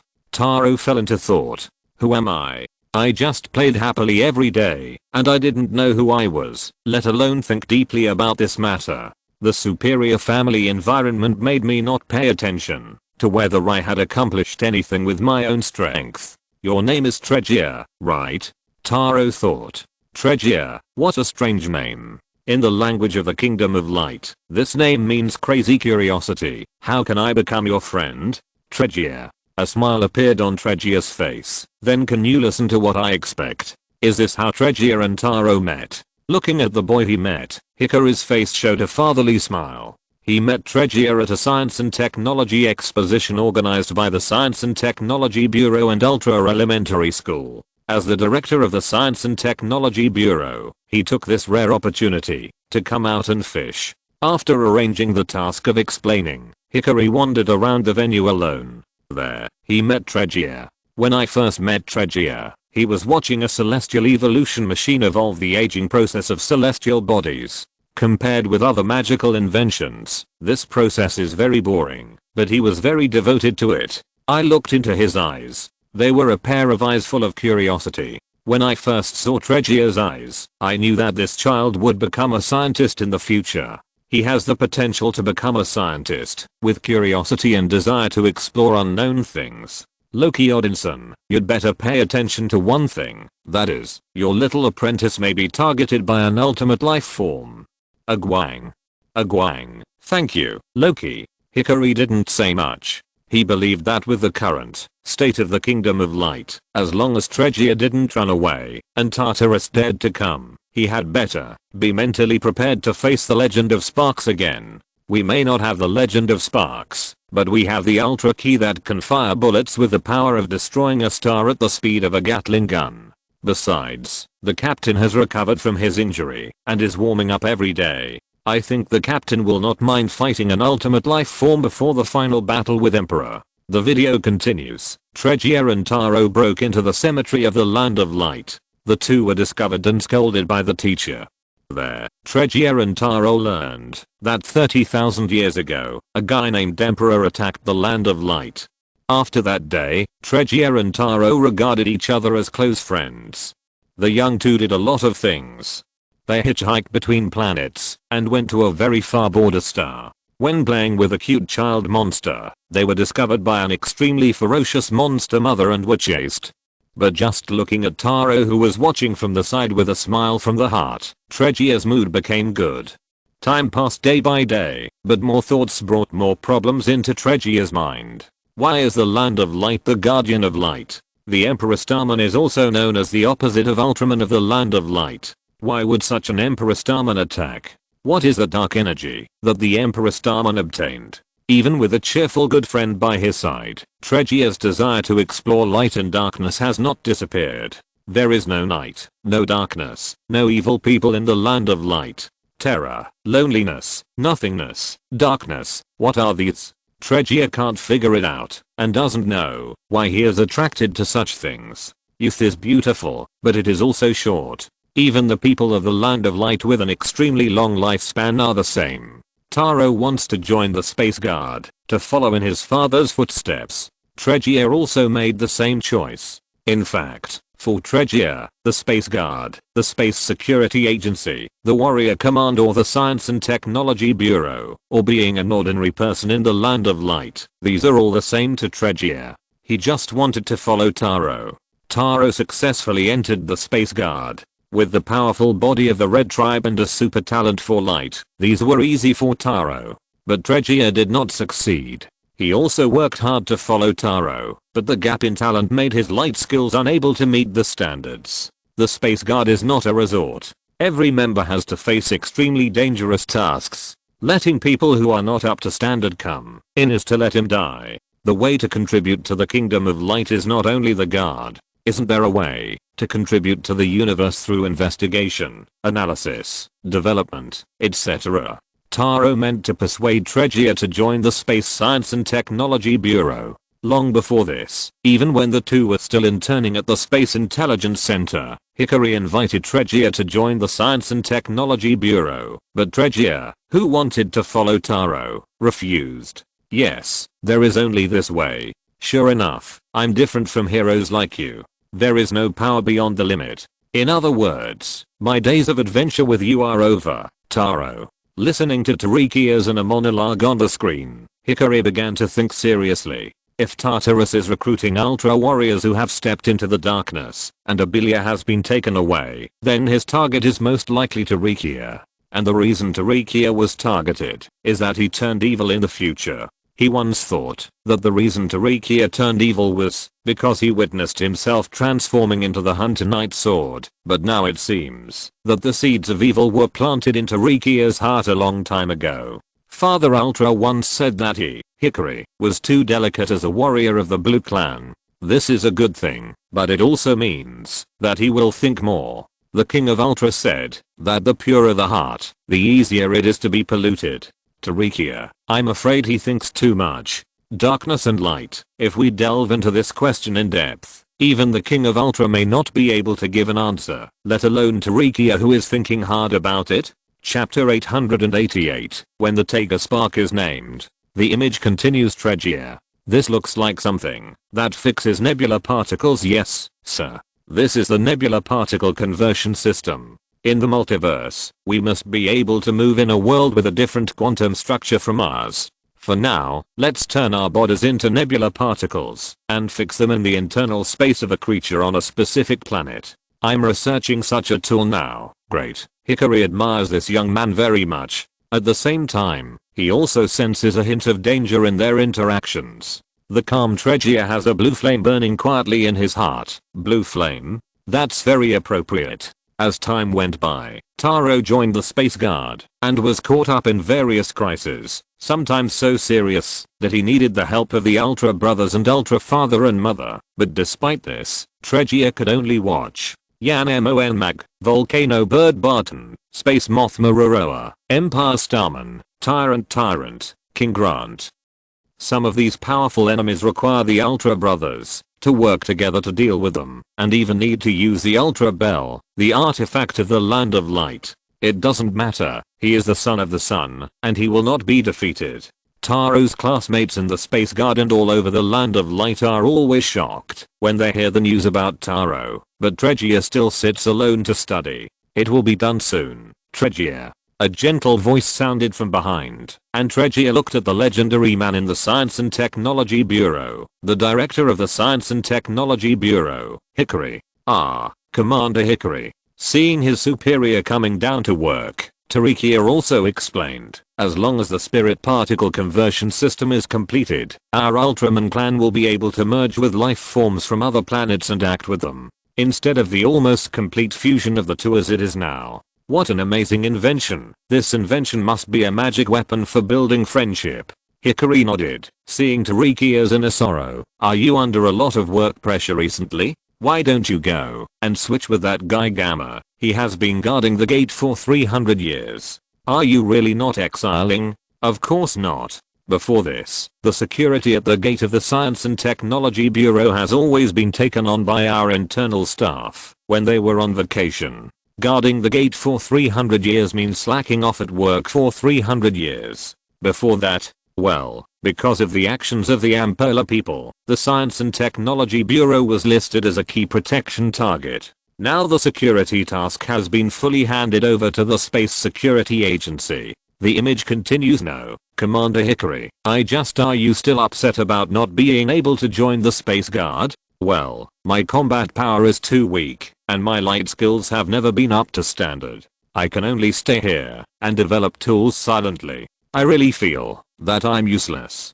To put it in a more popular way, Tregear feels useless because he can't go to the National Defense University and can only come to the Chinese Academy of Sciences. Each of us is a part of the Kingdom of Light and an indispensable part of the Kingdom of Light's process of protecting light and fighting darkness. Your invention will play an immeasurable and huge role in the future battle against the dark forces. Yeah. Silver Square, this familiar holy place of white learning again. The bright light in the Silver Square is somewhat anti-human, and it hurts my eyes to see it. Tregear, I'm back. Tregear turned around and saw the familiar figure. You're back, Taro. After so many years, Taro is still Taro, the sun that will never go out and always bring warmth to others. Long time no see, Tregear. Tregear's originally calm heart suddenly brightened up. Taro was still the man who didn't care about trivial matters. No, his face no longer had the high spirits that wanted to respond to his parents' expectations, but it was 3 times softer. Golden years. Now thinking about that time was filled with the word danger, but Tregear still hoped to return to that time. The source of light is the friendship and bond with others. Taro narrated to Tregear his various experiences in the past, especially a planet called Earth in a certain galaxy. Taro emphasized the bond with the people on Earth because of the mission. Humanity is oppressed by all kinds of sins but not destroyed. When it is at the end of the road, it will inevitably return with a thunderbolt, no matter how many times it happens. So Ultraman is not saving humanity, but fighting with humanity. Humanity is our irreplaceable friend. Faced with Taro's gushing excitement, Tregear was overwhelmed and breathless. Why is the light of human beings, a tiny creature on a small planet like Earth, so important?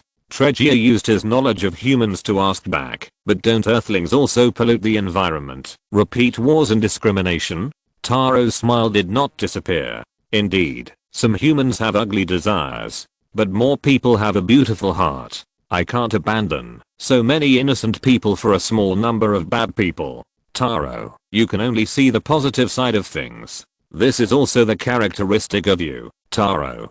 Taro stared at the nebular particle conversion system that Tregear was developing. Is this the device you are developing now? Well, but the data on friendship is still not enough. Now I have some old data.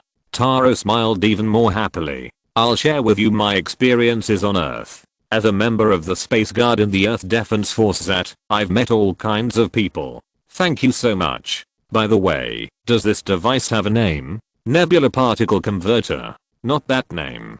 Taro said, this name is too long. I think it should have a more popular name. I see. A familiar image of a spaceship emerged in Tregia's mind. It was the image of Taro as a child flying into the sky with the plasma spark tower as the background. Taro Spark. Huh.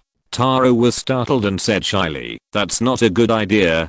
Just use my name. I think we should choose a name that symbolizes the bond between the next generation. Taro thought for a moment. Let me think about it. How about embracing the sun and blessing courage and calling it Tega? Tregia considered the name Tega. Tega. It's catchy. Tega Spark. This is the device you and I completed together. It's a symbol of our friendship. Taro suddenly thought, if he had a child, what kind of name should he give it? He thought of various options, and calling it Tega is not bad. That's a good name. When I finish it, I'll give you the prototype. Really? Taro was overjoyed, but he suddenly received a message. I have to go. The extra-dimensional demon Yabo seems to have some plan on the planet Gali in the Alta Galaxy. Take care, Tregia. Take care, Taro. Chapter 889 Premonition. Tega. Taro's son is indeed named Tega, right? Well, in the language of light, Tega means a person with the courage to embrace the sun, but I didn't expect that there is such a meaning behind the name Tega. The image continues. Not long after, something happened in the Science and Technology Bureau. The entire Science and Technology Bureau was in a panic. Even Alpha and Gamma, who were guarding the gate, because the backbone of the Science and Technology Bureau, the legendary Blue Ultraman, the director of the Science and Technology Bureau, Hikari, disappeared. Hikari looked at the panicked Science and Technology Bureau on the screen, and was moved, and a little guilty. He originally planned to tell only Zophie about his itinerary. Besides Zophie, even Ultra Father didn't know where he went. He just wanted to leave, but he didn't expect that his silent departure would cause this group of children to be so chaotic. Next time, no matter what, you can't do this. Forget it, there won't be a next time. Planet Abba. After several days of searching, Tregia and his companions finally locked onto the location of Hikari, the legendary and incomparably beautiful planet, Abba. Tregia came here alone, and this legendary and incomparably beautiful planet was now dead silent. Tregia found Hikari kneeling on the ground and sobbing in a wasteland. He quickly picked up Hikari and said, Captain Hikari, okay, let's go back to the Kingdom of Light together. I'm no longer a commander. Facing Tregia, Hikari, who was obsessed with revenge, went completely crazy. He pushed Tregia away and looked at the ground under his feet in pain. I failed to protect the planet Arbo, and the King of Ultra also awarded me this knight's wristband. I'm not worthy of being a messenger of light. Hikari hammered the earth with his fists, causing a widespread earthquake. He held the knight's aura on his wrist and muttered to himself, I swear, I must defeat that bastard Bogaroo. It was that guy who wiped out countless lives and destroyed this planet. At this moment, Arbo's vengeful spirit was activated by Hikari's call. Countless Arbo's vengeful spirits merged into Hikari's body, covering Hikari with the armor of revenge. Hikari is dead. Hunter Knight's sword is born. If you dare to hinder me, I will kill you. Completely blinded by the fire of revenge, Hunter Knight's sword now regards anyone who stands in his way as an enemy, even Tregia, his most promising junior. Captain Hikari, aren't you going to fight the darkness? Hikari dodged several times to avoid the sharp sword in Hikari's hand, trying to control Hikari by grappling. Hikari is dead, and now I'm born for revenge. Hunter Knight's sword. Under the huge gap in strength, Tregia was slashed by Hikari's sword, and then flew away without hesitation. Watching his former idol fall into darkness, Tregia knelt there blankly. Even Commander Hikari can't resist the power of darkness. Is the power of light really so fragile? Do you want power? Hikari knew that this Tregia would be a little different from the Tregia he knew, but they both had a crazy curiosity like their names. This crazy curiosity would bring a lot of side effects, one of which was overthinking. This is a common problem for all people with delicate minds. Taro is Tregia's biggest inhibitor, followed by himself. When he saw himself blackened, swallowed by hatred, and turned into a Hunter Knight sword and injured Tregia, Hikari knew that Tregia was on the verge of madness. And when Hikari heard the voice of "Do you want power?" he knew that someone was coming. Image continues, that kind of powerful power that doesn't have to succumb to anyone and doesn't have to succumb to anything. This voice. When Tregear returned to the Kingdom of Light and reported the matter, Taro came to see him specifically. Do you think this means that we can't resist the darkness at all? Faced with Tregear's question, Taro gave the most straightforward answer that Tregear didn't want to hear. What are you talking about, Tregear? We are messengers of light. After hearing the word messenger of light, Tregear went berserk. He grabbed Taro's shoulder armor and yelled, "You don't know anything at all. Your father is the captain, and you are now the ace of the Space Guard. Everyone praises you. Why are you the Ultra Brothers? I really know. What's wrong with you, Tregear? Didn't we make a promise that I would protect the universe as a member of the Space Guard and you as a scientist? Yeah, I might just be a little tired." Tregear pushed Taro away and walked away alone. Then Taro decisively sent out the ultimate standard of death handling, a standard answer that couldn't be more standard. "Don't worry, I will protect you from the darkness. Yearning is the farthest distance from understanding."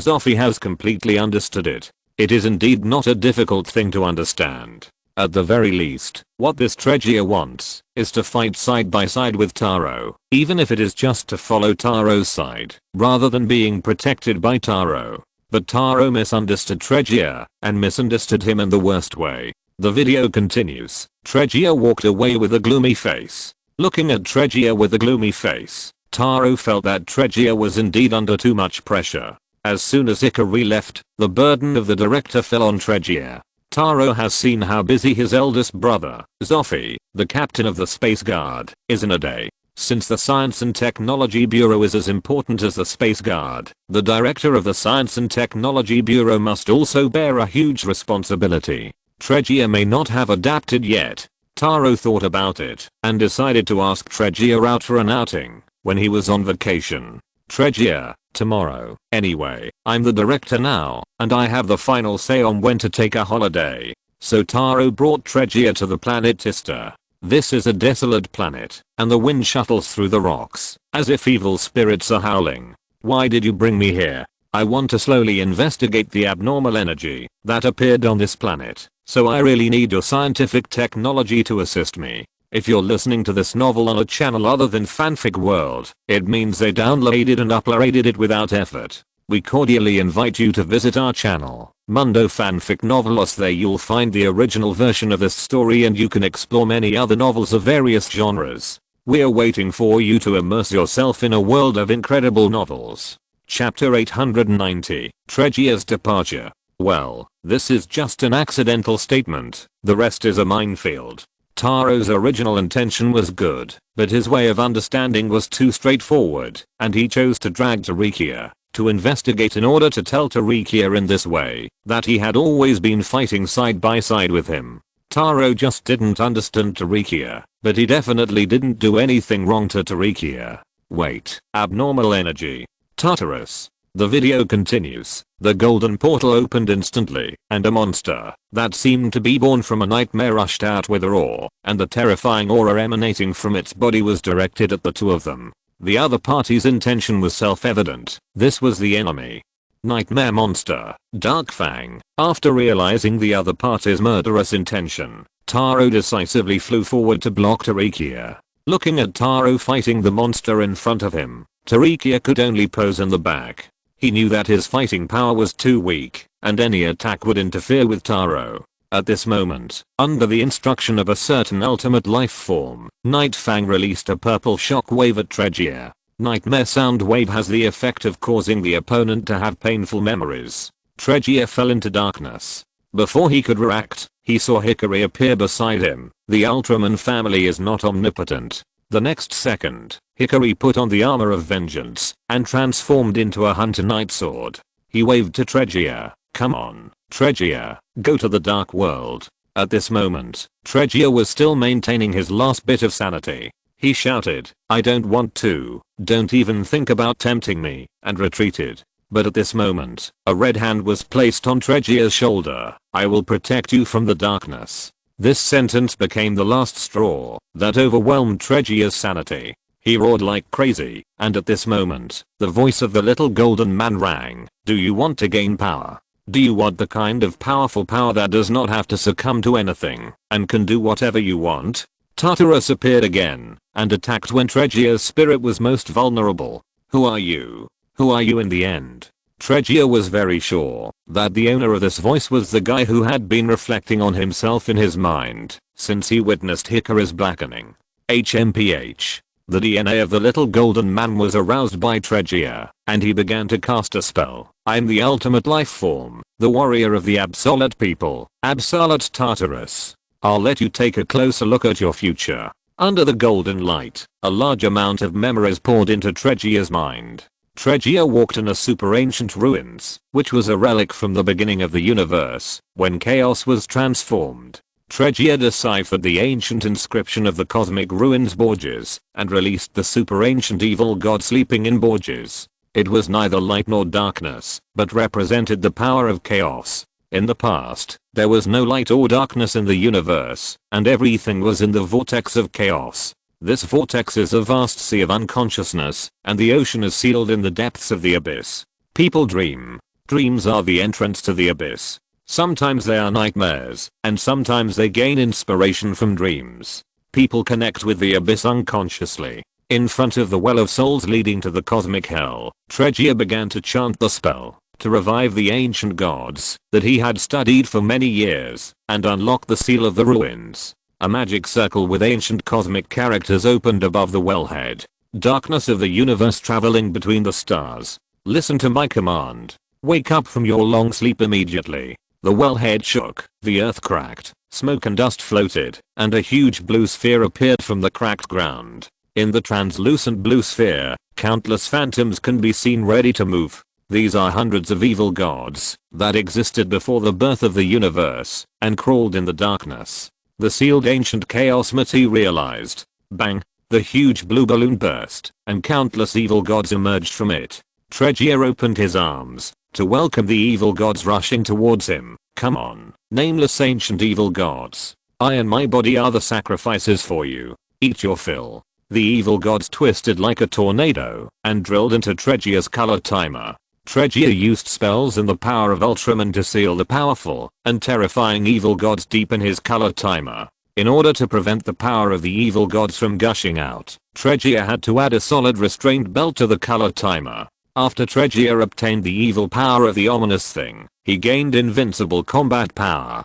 Toralakelpis is a destructive electromagnetic wave shot from the fingers. The magnificent power can make all life forms violent. The power of the evil god gave Tregear the ability to transcend dimensions, and the skill name is Torelador. Using the magic circle, when the evil god descended, you can move between dimensions. From now on, I will no longer need to rely on the Tifalit line. The color timer will no longer flash red. Tregear gave up his identity as Ultraman. This is chaos. Tregear expressed his feelings after obtaining a new form. Afterwards, he began to travel in the interstellar and various universes. Relying on the Torala gate, Tregear was able to easily shuttle through the universe, jump tens of thousands of light years, and even shuttle between different universes.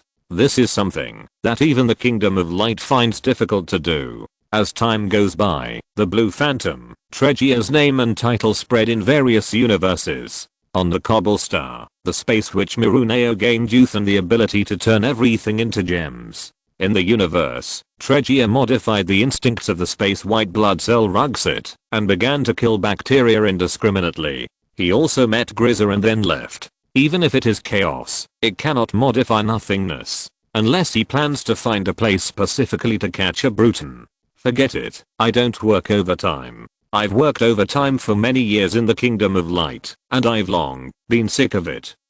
Tarikia looked at the memory in his mind. He was carrying out various pranks in the universe, helping one person after another realize his dream. As for the consequences, it was obviously not within Tarikia's consideration. But what you did was only stopped by Taro. Whenever he saw you, he would shout to you, "Come to the Kingdom of Light with me, Tarikia. Find your heart as a messenger of light. Find the light that belongs to you." Chapter 891, Gua Brothers vs the 6 Ultra Brothers. The image continues. Tregear's chest rose and fell violently. He was sure that this was what he would do. How could he not have this little judgment and just listen to the words of a guy with unknown origins?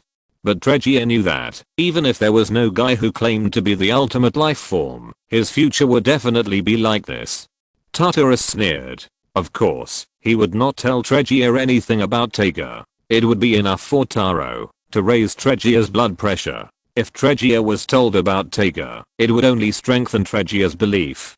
So, the little golden bull might be really scumbag, but the little golden man is 100% a dog. This is what I will look like in the future, come with me. Following me, you can gain powerful strength without wearing that mask to disguise yourself. Tarikia, remember carefully what your name means. Crazy curiosity. Tarikia walked towards the direction of the little golden man. Tara's voice came from behind him. Where are you going, Tarikia? As long as there is darkness in this world, we, the Ultraman family, will protect the light and eliminate darkness. Keep illuminating this world. Ultra Bomb. Taro was anxious. He directly activated the ultimate killer and transformed into a self-destructing truck to create a Dark Knight Fang. At this moment, Taro was still young, but the power of the Ultraman bomb was still not something that a mere Dark Knight Fang could resist. But Tarikia had already walked to the Golden Light Gate. You're always like this, looking at things subjectively and one-sidedly. What? Tarikia, what are you talking about? This world, there is neither light nor darkness. Tarikia, don't go, Tarikia. The hundreds of chaos evil gods sealed in the ruins. Rebrando, come here, let's get rid of this golden guy as soon as possible. The two of them are fundamentally different in their philosophies. Tarikia is just like his name, he thinks too much. If Belia was filled with jealousy under the guidance of Tartarus, then Tarikia just thought too much, and Tartarus just pushed him a little. Hikari, where is Tarikia in your world? Hikari thought about Tarikia's condition and made a fairly accurate evaluation. I have roughly guessed Tarikia's situation before, and Peter has also communicated with me. Tarikia's situation is that he thinks too much, and there are some questions that I can't answer or are essentially unsolvable, so I arranged 5 times the workload for him to let him think less about those things. Doesn't he advocate no overtime? In addition to stimulation, his blackening will not be oppressed by you, right? No way. He doesn't have much work to do normally. Doubling it 5-fold means that he will evolve from the retirement status among your Earth's population to the normal mode. Are you serious? I think it should be. Before, Tarikia was also researching his own inventions in the Science and Technology Bureau, and he was not in a hurry and had a calm mentality. Combined with the fact that they could fish openly for 300 years without anyone caring, and the director of the Science and Technology Bureau resigned without saying a word and ran away without reporting, I think 5 times the workload can't catch up with the normal workload on Earth. Then, how about I arrange more? I heard that Taro recently accepted a new apprentice and wanted to build a fighting training dojo for his new apprentice that can be stored in the Sea of Consciousness. I have almost finished my research. How about leaving the rest of the finishing work to Tarikia? Maybe he can make some improvements based on my work. The video continues. The fate of the 2 Ultra Warriors has changed dramatically, and it has also added more uncertainty to this world. Satellite Jugda. This planet is also known as the Gogda planet. The Yabo people once set a trap here to capture the 4 Ultra brothers alive and created the Ace Killer. In the end, the Yabo people's conspiracy was defeated by Ace, and this planet was gradually forgotten by people. And today, a battle far greater in scale and intensity than the final battle between Ultraman Ace and Ultraman Killer Ace is about to take place on this planet. Gua Brothers vs 6 Ultra Brothers. You guys are no match for me. The leader of the invasion of the Gua Legion, Molt Zoda. Molt, the king of the Phantom Universe, is covered in black and gold armor with decorations similar to ribs. He holds a bat axe that can distort space. He is known as the Great Monarch of the Gua Legion, and is one of the individuals after the Gua body, which was born from the distortion of the universe, was separated. Zoda, the leader of the Gua Legion, holds the Bat Emperor sword. He is the 3rd of the 3 siblings. Original setting. Even if he is defeated, he can still be resurrected after 50,000 years. He is extremely powerful and has a plan to destroy the universe with telekinesis, but was stopped and defeated by Ultra Father. Taro looked at Mold and Zoda in front of him and asked in shock, "Haven't you been defeated by Jinga, Victory and X? Who are those guys you are talking about? Who can understand what you say?" JPG The Gua brothers, holding the Bat Battle Axe and the Bat Emperor sword, attacked the 6 Ultra brothers. The 6 Ultra brothers divided into 3-3 battle formations to deal with the powerful Gua brothers. Zoffy, the first generation, and Jack fought Mold, and 7, Ace and Taro fought Zoda. Jack, the most flexible of the 3 people in the group of Zo, first generation, and G, took the lead in attacking. He kicked Mold in the chest because of his carelessness and knocked him back and stiffened him. Then, the Ultra bracelet sparked and made up for the damage, causing considerable damage to Mold. The next second, the first generation immediately followed, emerged from behind Mold, and chopped his back with a hand knife, followed by a green spiral light. Telekinetic beam. Ultraman first condenses high heat energy on both wrists, then transmits all the energy to his right hand, injects the ring-shaped light emitted by the fist into the enemy's body, and finally uses telekinesis to detonate. This is different from conventional skills such as specium. When a skill like telekinetic beam is used, it means that the first generation is absolutely serious. This is the absolute caution of the first generation when facing a terrifying and powerful enemy like Maud. This is an enemy that Ultraman Father has to do his best to defeat. However, the energy of the telekinetic beam was not input into Maud's body at all, but was detonated on the outer layer. Maud had already noticed something wrong behind him at this moment. He glanced at Jack, who intended to sneak attack, and chopped him with an axe in his backhand.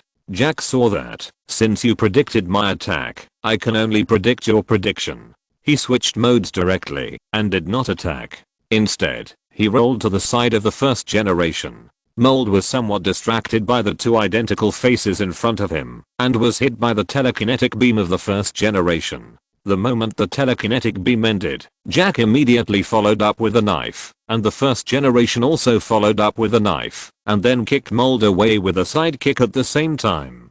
Ultra double kick. Chapter 892, the famous scene of the Light Saw Man. Ace. Zoda has no sense of pain. When the 2 sides pulled away, the first generation and Jack used the 8-point light wheel at the same time. The difference in the talent points of the 2os, the proficiency of the 8-point light wheel is also different. Compared with the almost instantaneous first generation, Jack's 8-point light wheel needs 1 second of charging before it can be fired. Mold, who only has 1 weapon, blocked the 8-point light wheel of the first generation, but had no ability to resist Jack's 8-point light wheel that followed closely, and was honestly hit by a cutting skill. Whether the different talents of the 2os led to different proficiency in the light wheel, or the tacit cooperation of the 2os deliberately led to this situation, it depends on one's own opinion. Mold was hit by Jack's 8-point light wheel, but Maud was not stunned. Instead, he immediately realized that Zoffy was approaching from behind, and threw out the energy axe full of dark energy with a wave of the Bad Battle Axe in his hand to block it. But Zoffy dodged it with a small flash, and the speed of the charge did not decrease at all. During the fight between Zoffy and Mold, the first generation and Jack were approaching, but were interrupted by Mold's spinning axe, and then fought with Zoffy again.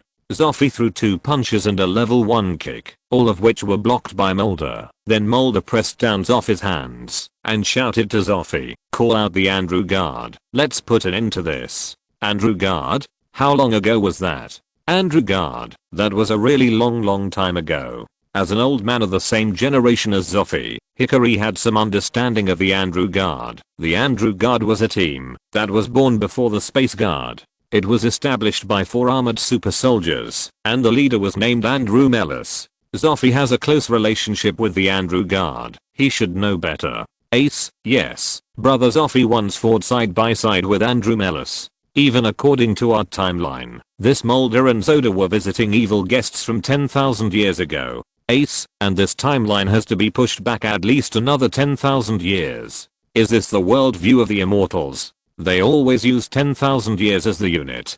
Doom listened quietly. 10,000 years. There was no human civilization on Earth 10,000 years ago, and this group of aliens from the Kingdom of Light have been wandering in the universe, and some are even celebrating their 10,000 year birthday. Image continues faced with Zoffy's question. Did you just get online, mod used axe light, to fight back without hesitation? The first generation and Jack turned over to dodge, and finally maintained the same position as Zoffy. The 3 AOS instantly fired the Spacium beam and hit Mod's chest directly. The advantage of Spacium's lack of pre-swing and power accumulation was shown at this moment.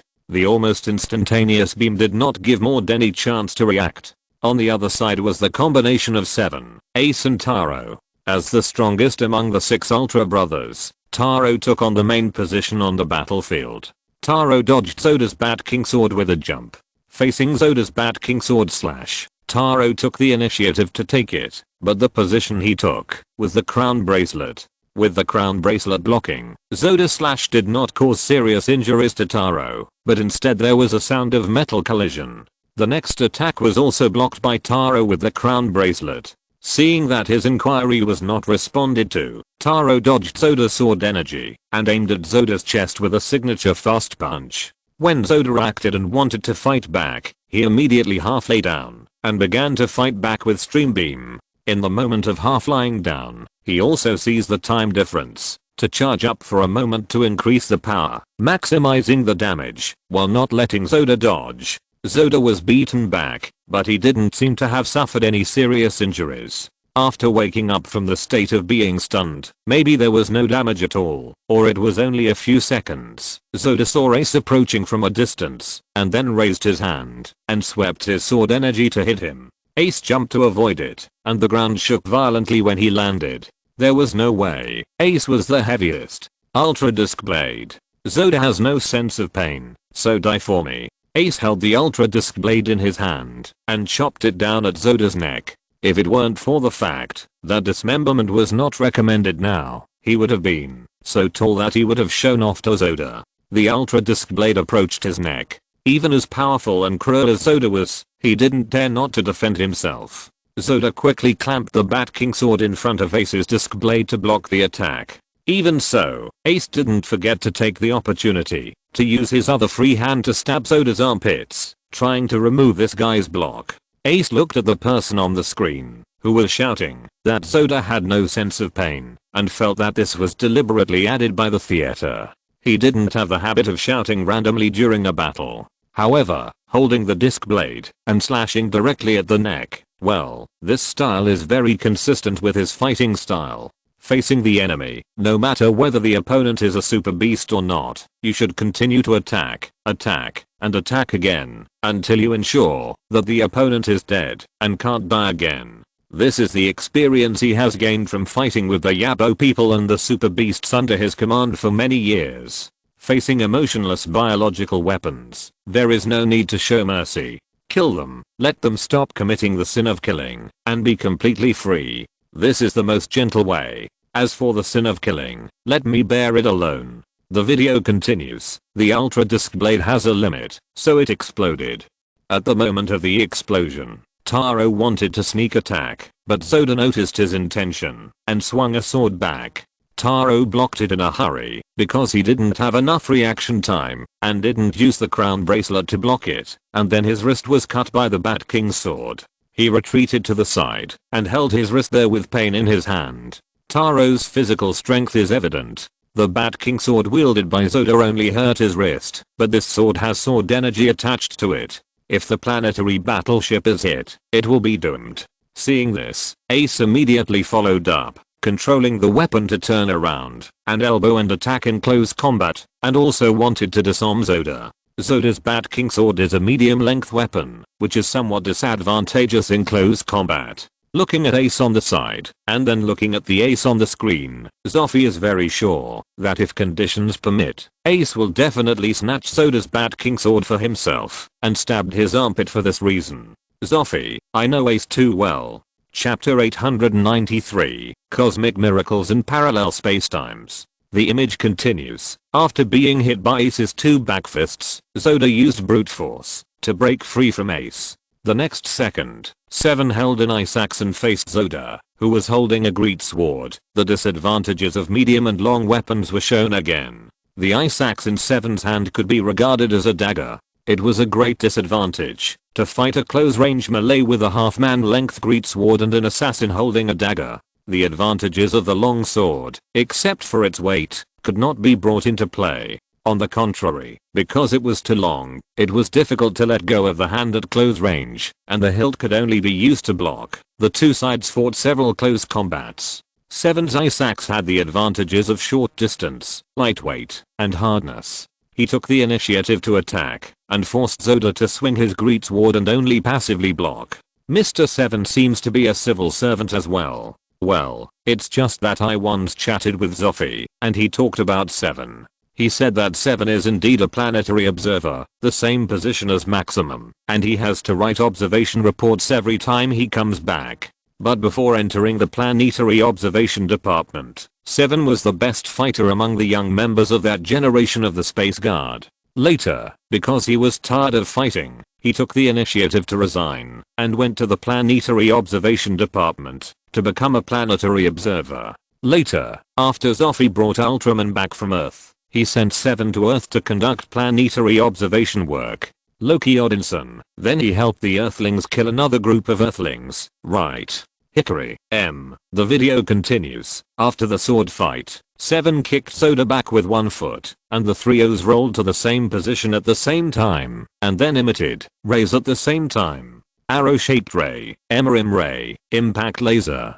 Zoda was hit by 3 ray skills, and sparks exploded on his body and he retreated several steps. Brothers, it's not a good idea to keep scraping like this. Let's combine to resolve the battle. Use the universe miracle ray. What Taro said makes sense. A protracted war is not good for us.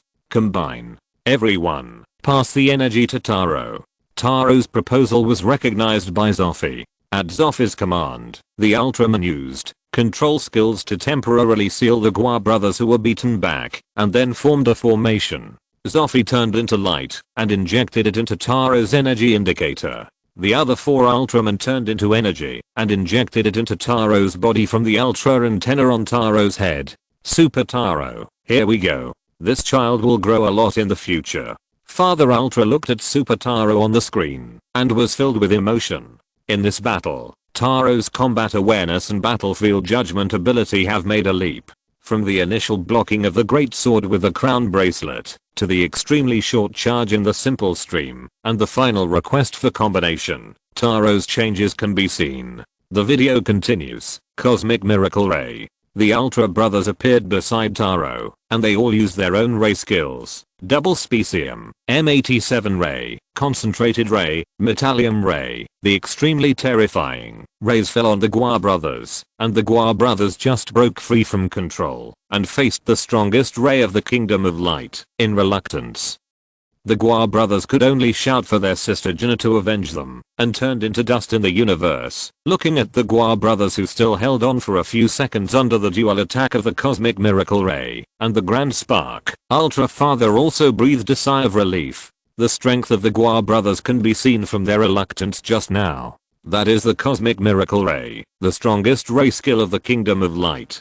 Not to mention saying a last word, the fact that they can explode at the moment of contact is already a huge strength. After defeating the opponent, Super Taro disintegrated, because the Cosmic Miracle Ray and the Magnificent Spark consumed too much energy. After using them for a few seconds, the Ultra brothers were running out of energy after disintegrating. Then Light Gate appeared in front of them. This time, it was not a certain ultimate life form that appeared, but Belia and Tregia. Looking at the two generals, Zoffy and Taro shouted out their names in shock. Belia. Tarikia. You're old. Messenger of Light. Tarikia took the lead and began to taunt Ultraman Taro. Isn't this Zoffy? You have so many pimples on your chest due to prickly heat. CNM. This is the order of the stars. Don't you understand? Unsophisticated. By the way, guess whose son this guy with a horn on his head is? Just a reminder, one of them is called Ken and the other is called Mary. Tregia, how did you change back? They should be the same as the Gua brothers just now. Parallel time and space isotopes that traveled through from a certain point in the past, not the Belia and Tarikia we know. Ha ha ha ha. Let us feel the power of the absolute people. Tregia and Belia glowed with golden light, and then the two of them attacked the 6 AOS without saying a word. Belial beat the 3 people in the preliminary round of Zo, just like in Ultra Galaxy. He roared that the strength of the Absolute people was quite good, and then punched the 3 AO who had exhausted their physical strength. Yeah, it seems that Tartarus kept his promise. Unlike Belia, who beat him randomly, Tarikia chased Taro here, and then the two stood together, and fired rays at the 6 AO. The Disciple Ray swept from left to right in turn, and no one was left behind. Tregia's Tauralasium Ray was all aimed at Taro alone, which was somewhat personal. What's the point of catching a disabled man? If you have the ability, come out and receive the Universe Miracle Ray. Ace expressed extreme dissatisfaction with the 2 guys, who took the opportunity to attack, and then said, if I had known earlier, I would have considered my Space Q. Space Q is not reliable enough. If Space Q can't solve the problem at once, then we won't have a chance to merge with Super Taro. Ace didn't refute this point, not only because it was said by Zoffy, but also because of Ace's understanding of rays. Space Q is very strong, but it can't be compared with the Universe Miracle Ray. This kind of thing can be analyzed clearly even with simple arithmetic. One is the energy fusion of 5 Ultraman, and the other is the complete fusion of the original 5 Ultraman plus an odd weak Taro. The difference can be seen by looking at the numbers. As the strongest light talent among the 6 Ultraman, Ace, who can directly develop different light skills according to different needs in battle, knows the difference between the 2 rays very well, but it is also this small interlude that suddenly gave Ace a bold idea. Chapter 894, 0. The protagonist always appears last. Taro recently built a spirit arena for his little apprentice, and I heard that Tregia is going to help update it. Can I use the spirit arena to conduct a fusion experiment of the Dharma phase? Ace gradually had a bold idea in his heart. Because the Dharma phase is closely related to the 6 brothers themselves and the user, if the Dharma phase explodes, then the user and the Ultra brothers will be unlucky. So Ace did not implement an idea, but now that there is a spirit arena, Ace turned over the idea that had been shelved. Can I use the Ultra Dharma phase to fuse Super Taro, and then release the Dharma phase version of the Cosmic Miracle Ray? The released Cosmic Miracle Ray does not need to be too strong, and 1/10,000th of it can instantly kill Zitan. If so, well, it's still too difficult. The premise of the birth of the Cosmic Miracle Ray is Super Taro, and the birth of Super Taro requires a deep bond between the 6 brothers.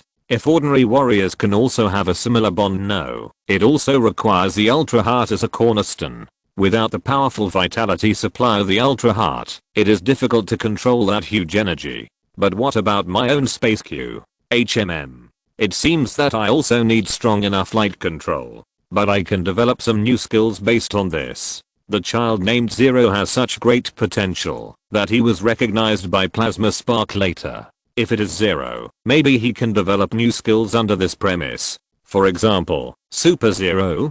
But that unlucky child has not been born yet, so why not urge him to get married? The 3rd brother is indeed old and needs to get married, unlike me, who is only more than 10,000 years old and very young. When the time comes, I will grab his son to be my apprentice. I don't believe that I can't teach him better than Leo. It's just a Jeep, right? Who can't drive it? The video continues. Let's stop this farce. A voice came from the sky, and a blue-red figure burning with blazing flames fell from the sky and kicked Tarikia and Belia one by one.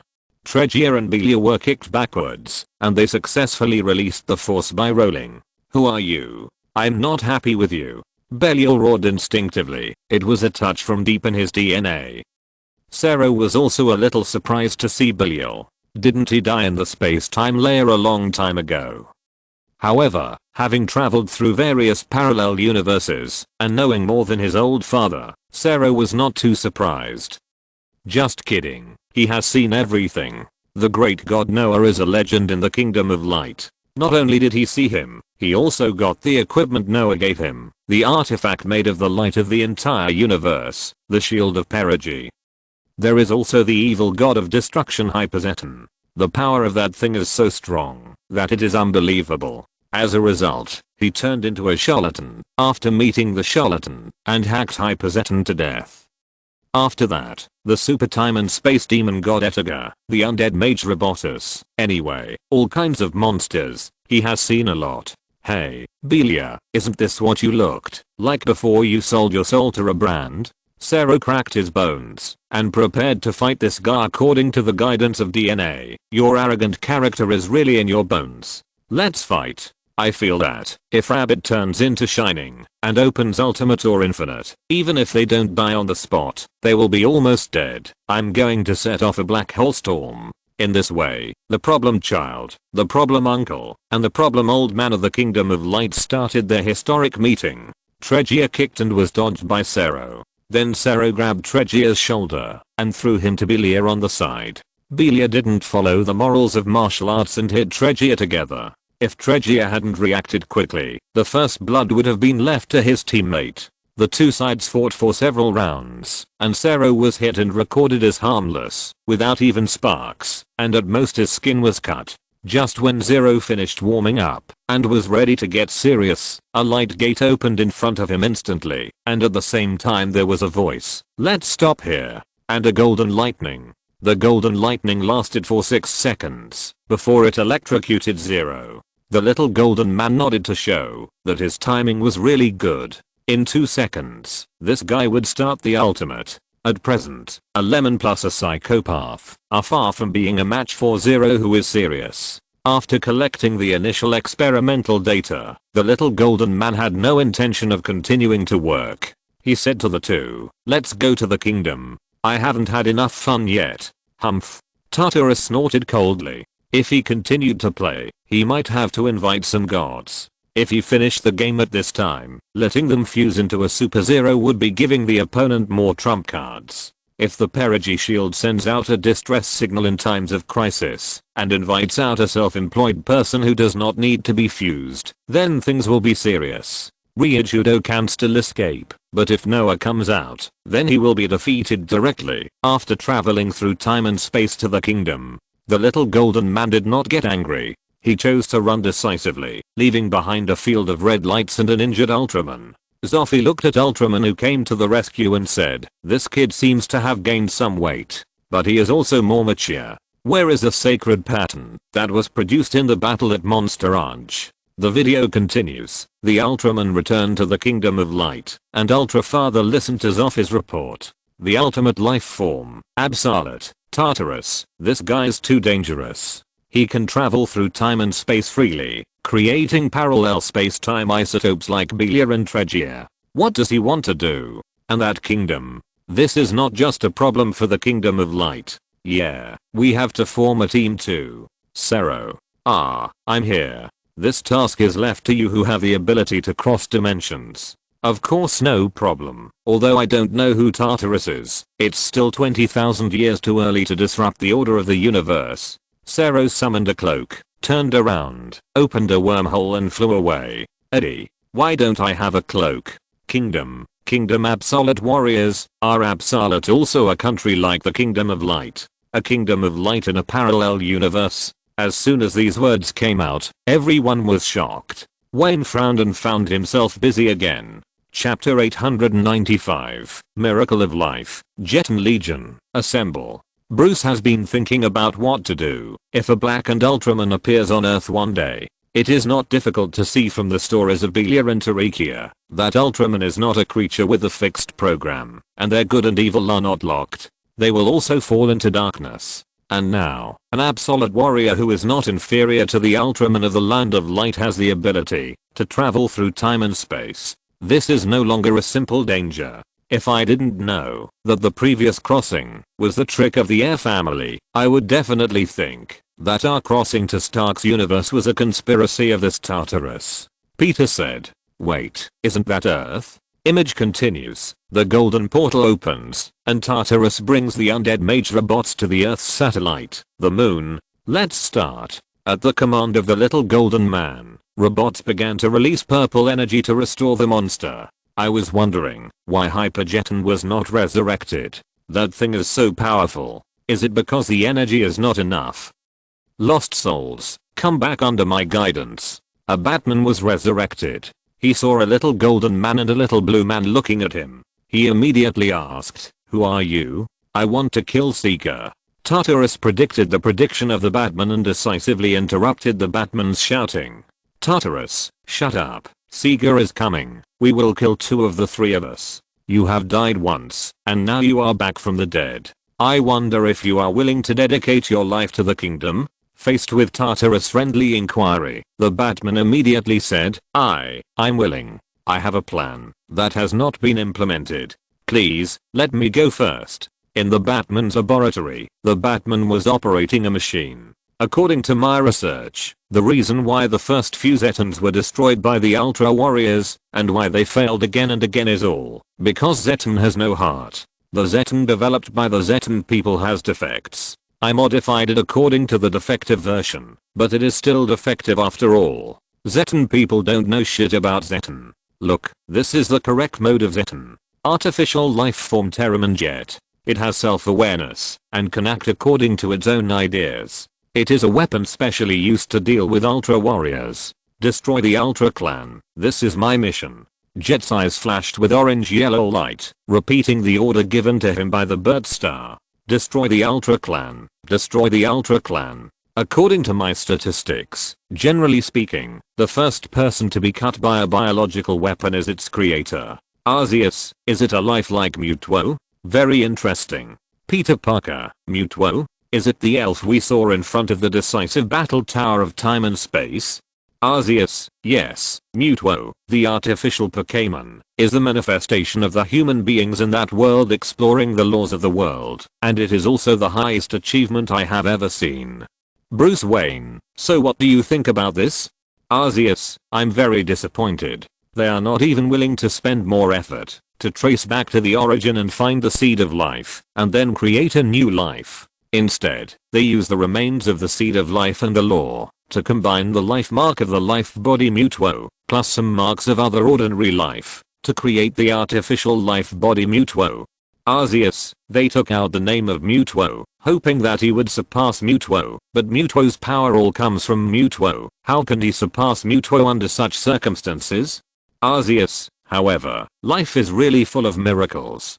Arceus, Mutuo has always been confused because of his identity. Later, he figured it out and recognized his identity as an artificial life, thinking that he is also a part of the world. As his heart opened up, his power was also released. He really got rid of the shadow of Mutuo and lived out his own self. Arceus, I was also moved by Mutuo's transformation, and I recognized him. I used the power of the psychic slate to create 2 evolution stones for him, so that he could better tap into his own power. Arceus, that was my gift to him, and it was also his ID card, an ID card issued by the god of creation himself. Image continues. Planet McG. The 3-man team is undergoing special training.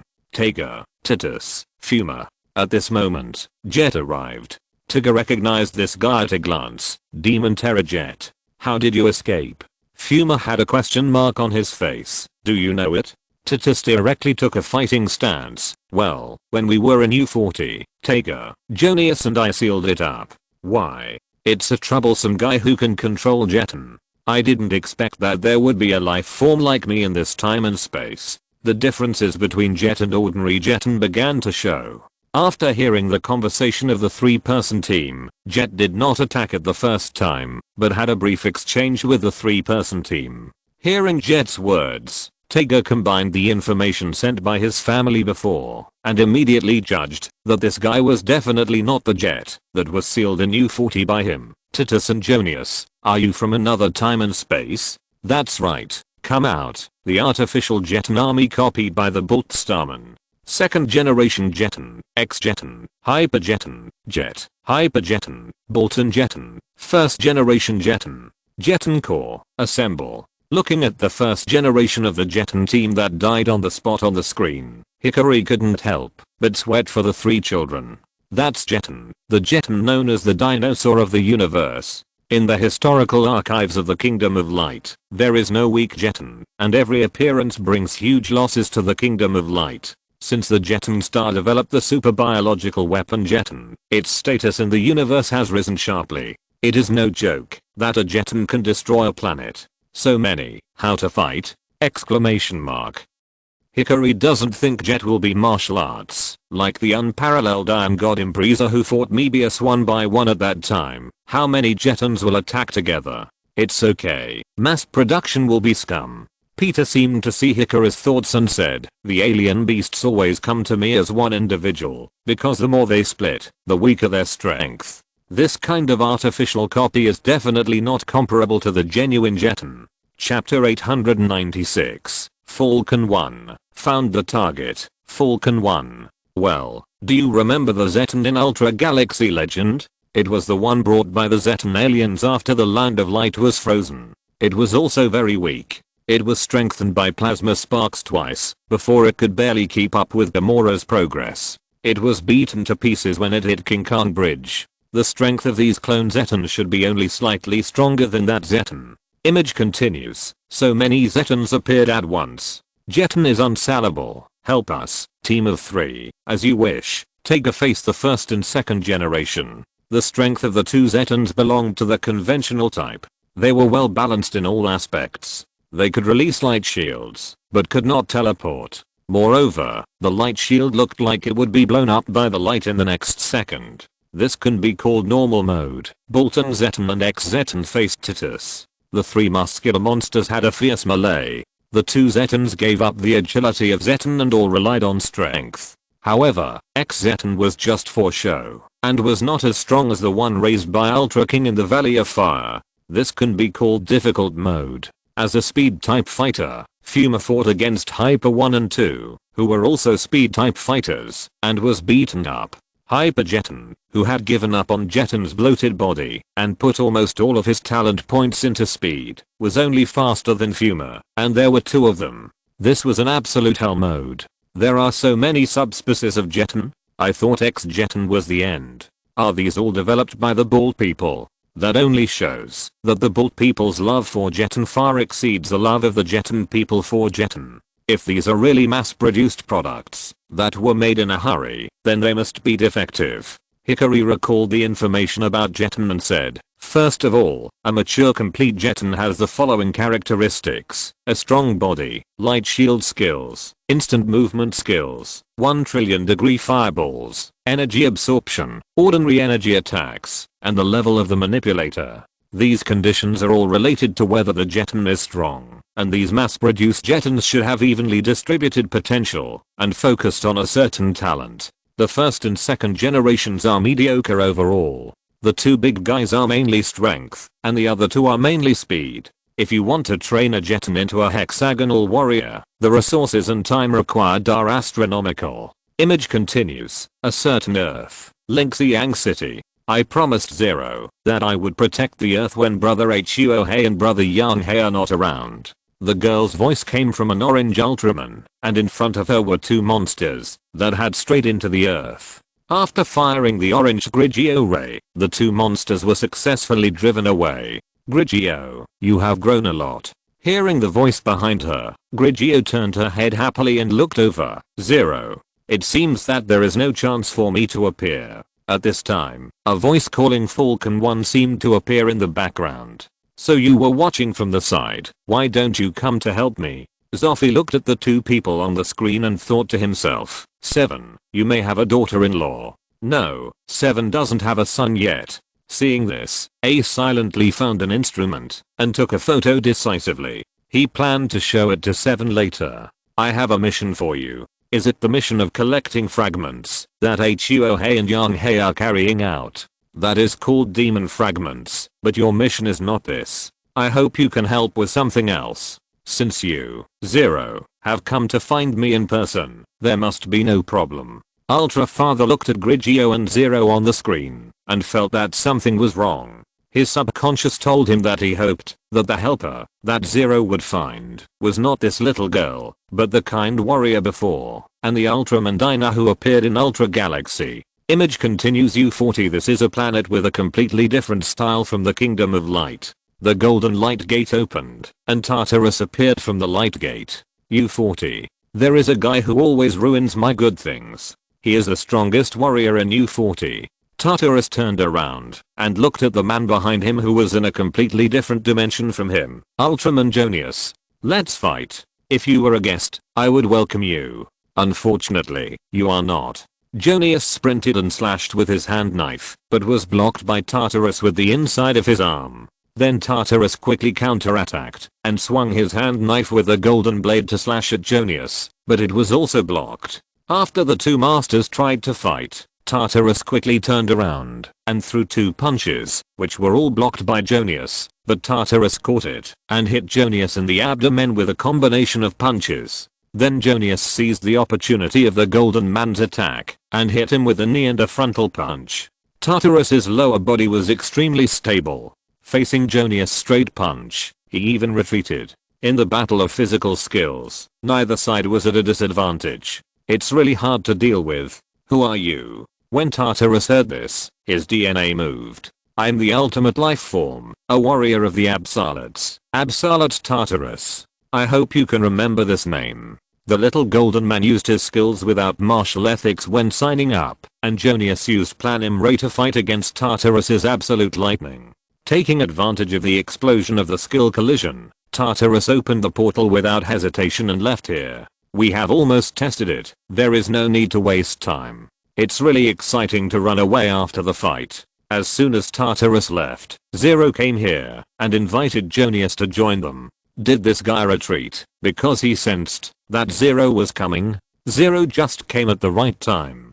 Tartarus's purpose is to test Jonius. We can already see Jonius's strength from the previous close combat and light showdown. Now that Tartarus has achieved his purpose of testing Jonius, he will naturally leave. Why did he want to test Jonius? Does he plan to attack U40 together? No, U40 has a good relationship with our Kingdom of Light. If the Kingdom of Light is in trouble, U40 will definitely take action, just like an Ultra Galaxy, so Tartarus is planning to include Jonius in it. And with his previous actions, I guess he also wants to weaken the power of the Kingdom of Light. If you're listening to this novel on a channel other than Fanfic World, it means they downloaded and uploaded it without effort. We cordially invite you to visit our channel, Mundo Fanfic Novelos. There you'll find the original version of this story and you can explore many other novels of various genres. We're waiting for you to immerse yourself in a world of incredible novels. Chapter 897, Mr. 1 Trillion Degree Fireball is unsalable. Please help us.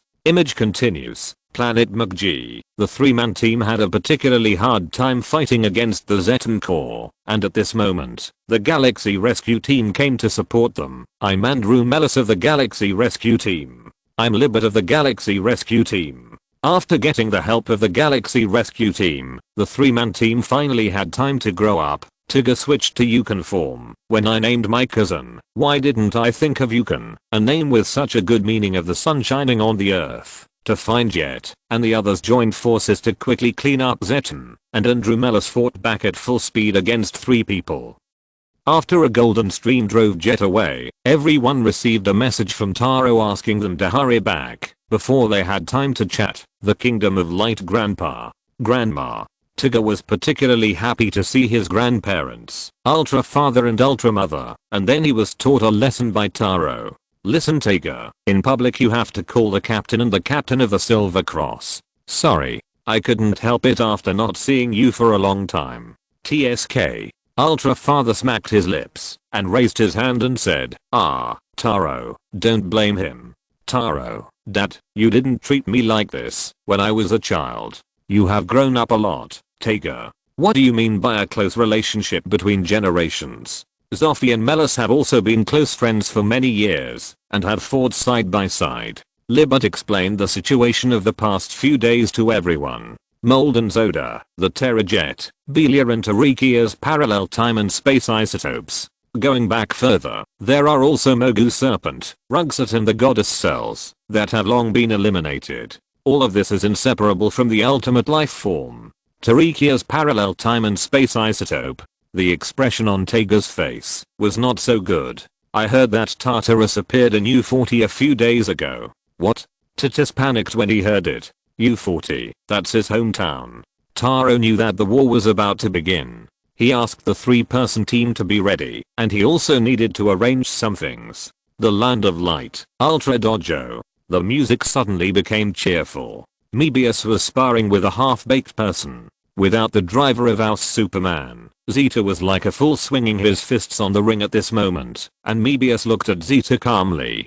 Mebius easily dodged Zeta's attack, and threw a straight punch towards Zeta's face, stopping 1 meter away from Zeta's face. If this punch hits, Zeta may not see us. During the fight, Mebius still had the mind to comment on Zeta. You have too many unnecessary movements. You can't become Zero's apprentice like this. Brother Mebius, you are really amazing, but I will definitely become Master Zero's apprentice.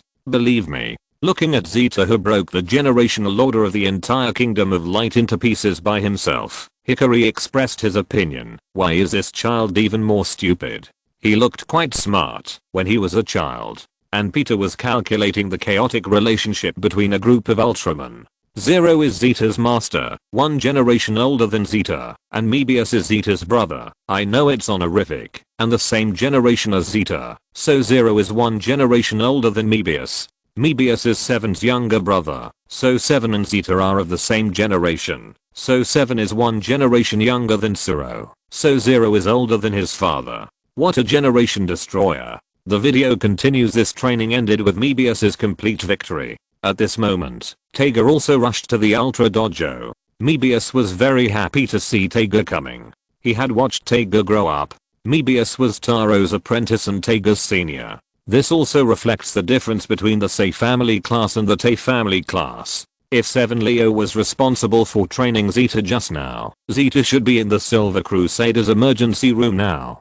Seeing Taiga, Zeta immediately greeted politely. Hello, my name is Zeta, and I'm Master Zero's apprentice. Taiga, what has my cousin done again? Mebius saw this, and quickly corrected Zeta. You plan to become his apprentice. I see. Brother Mebius, it's been a long time since we last met. Please give me some advice. No problem, but Taro is my brother, and you are Taro's son. What did you call me just now? Brother. Seniority Destroyer number 2, Taiga. After the 2 Ultramen fought, Zeta went up alone to fight the air. The 2 Ultramen watched Zeta, who was fighting wits and courage with the air, and was even at a disadvantage, from below. Mebius couldn't help but sigh. I used to admire Instructor Taro very much, and took him as a goal to hone myself. I didn't expect that now. Your son has become my junior. And Instructor Leo's apprentice, the once very naughty Zero, is now going to be a master.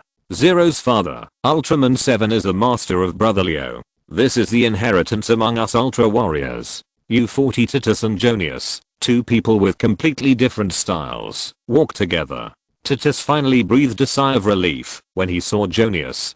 Titus, the era of war is coming, and all Ultra Warriors will be involved. The messenger of the Kingdom of Light just came to me. Is it Zero? Well, Titus, are you willing to fight alongside me? It's Milner. 050 Fuma in training, met Grigio, who came to find the source of his power. The calm before the storm. Looking at Fuma and Grigio on the screen, Bruce Wayne said, the war is coming. In the universe, a spaceship dedicated to the Kingdom of Light, Ministry of Foreign Affairs, is heading towards planet Ganon. The Galactic Federation Peace Conference will be held on planet Ganon. Because of Rugsat's attack, Julian not only brought Eddie, the bodyguard, but also brought several staff members of the Space Security Bureau when he traveled this time. Just then, the spaceship was suddenly attacked and crashed and exploded. Eddie only had time to save Julian beside him, and in the next second, the Jeton army led by the Terror Demon Jet rushed to the scene. I've been waiting for you for a long time. Looking at this scene, Eddie seemed to have returned to the days when he was a teacher on Earth. Chapter 898, The Kingdom of Light Rescue Team. Total number of people, 2 1/3. The Kingdom of Light received the message immediately. Then they excluded the rescue team. Total number, 2 1/3. Planetable. Edie and Julian struggled to resist the attack of the Zeton army. Although I don't know why they didn't use the twin powers to mow down the Washan, Julian was captured. The 1/3 of the 2 1/3 reinforcement who arrived quickly said, I'm Zeta, Ultraman Zeta, the apprentice of Ultraman Zero. The war started again. In this battle, Zeta's flesh was visible to the naked eye, and Zeta's flesh was incredible. After being beaten by several Zetons, Zeta bravely rushed forward and continued to be beaten. When Mebius was mowing down the Washan, Zeta took 7 fireballs from Zeton with his face. 7. Then he didn't even blink his lights. Can you respect Mr. 1 trillion fireball a little? Taiga saw his classmate, whose name he didn't know in terms of seniority, being beaten up by Zetan, and rushed over to help. Zeta was standing there in a daze when Taiga was holding Bolton Zetan, not knowing what to do. After Taiga shouted to cooperate, he rushed forward alone and used his stomach to catch the fist of Zetan that was almost as big as his face. Okay, Zeta started to get beaten again. When Zeta, who caught 5 fireballs with his face, but was still holding his stomach, cheered himself up, a rebellious voice came from the sky. With your level, you are still 20,000 years too early to be my apprentice. Master Zero. Zero led the team to arrive, including Zero, Libert, Jonius, Titus, Fuma, Grigio, and Andromelos. After the large army arrived, the situation began to turn around. This mass-produced type of soldier is okay for fighting against the special space machine Z that cannot be fought by Supermonoste. When encountering a slightly stronger master, it is just a relatively meaty little monster. Grigio can fight 2 Zetans with a nurse. TSK. After Zero came to help Zeta drive away the 2 Zetans that surrounded him, facing Zeta who called him master, Zero's face was full of disgust. I don't remember that I have accepted you as my apprentice. Listen carefully Zeta, when you think that a person can do everything, it proves that you still haven't grasped the point. Stand there and watch. Looking at the O's who joined forces to fight against the Zetan, Zeta seemed to understand something. Is this the feeling of trusting your companions and being in sync? So amazing. Zeta looked at the O's who joined forces to fight the enemy and seemed to understand how stupid it was for him to go up and get beaten alone just now. Fight side by side with your companions so that you can exert the strongest power. The Zetans on the ground were quickly cleared, and at this moment, the golden door opened instantly. A golden old 6 sneaked in. He hijacked Julian, and then blew up Grigio with one move. Don't even think about it. Seeing this, Zero immediately used his ultimate, first turning into Shining, and then putting on the ultimate armor, and a new form was born. Ultimate Shining Zero. Zero, who turned into a little silver man, stepped forward and repelled the little golden man with a sword, and then rushed into his golden space with the little golden man for a decisive battle. Master. Zeta asked a sole question. Didn't you say that we would fight side by side? Zero, accept me. In the golden space, Zero and Tartarus fought fiercely. Tartarus said to Zero, I didn't expect that someone would choose to enter this hell on their own initiative. Don't underestimate me. You are not the only one who can travel through time and space. The 2 sides were tit for tat. Both were top-notch masters, and they were obviously matched in hand-to-hand combat and could effectively strike each other. I will completely destroy you in this space. Zero emitted a silver-white light, and Tartarus also opened fire at this moment, and the golden light column and the silver light collided in mid-air. You can't maintain that form for too long. Tartarus still had a sure win. This was his home court, and Zero's form not only consumed a lot of energy, but also obviously did not fully master it. He had the right time, place, and people, so how could Zero win? Outside world. Titus, Fuma, let's go. Okay. Take a blazing sword. Burn. Let's go hand in hand. Partners, go. The 3 AO took the same pose. Their former friends have passed away, but the feelings in their hearts will never fade. The posture when the triple stream was fused is the proof of fighting together with Yuxing. This feeling will always accompany Taiga, Titus and Fuma, and will never disappear. Taiga has understood the sadness of Mebius and the pain. The separation that year is a farewell forever. Yuxing, even if we have separated, our hearts are still closely connected. We are a team of 3.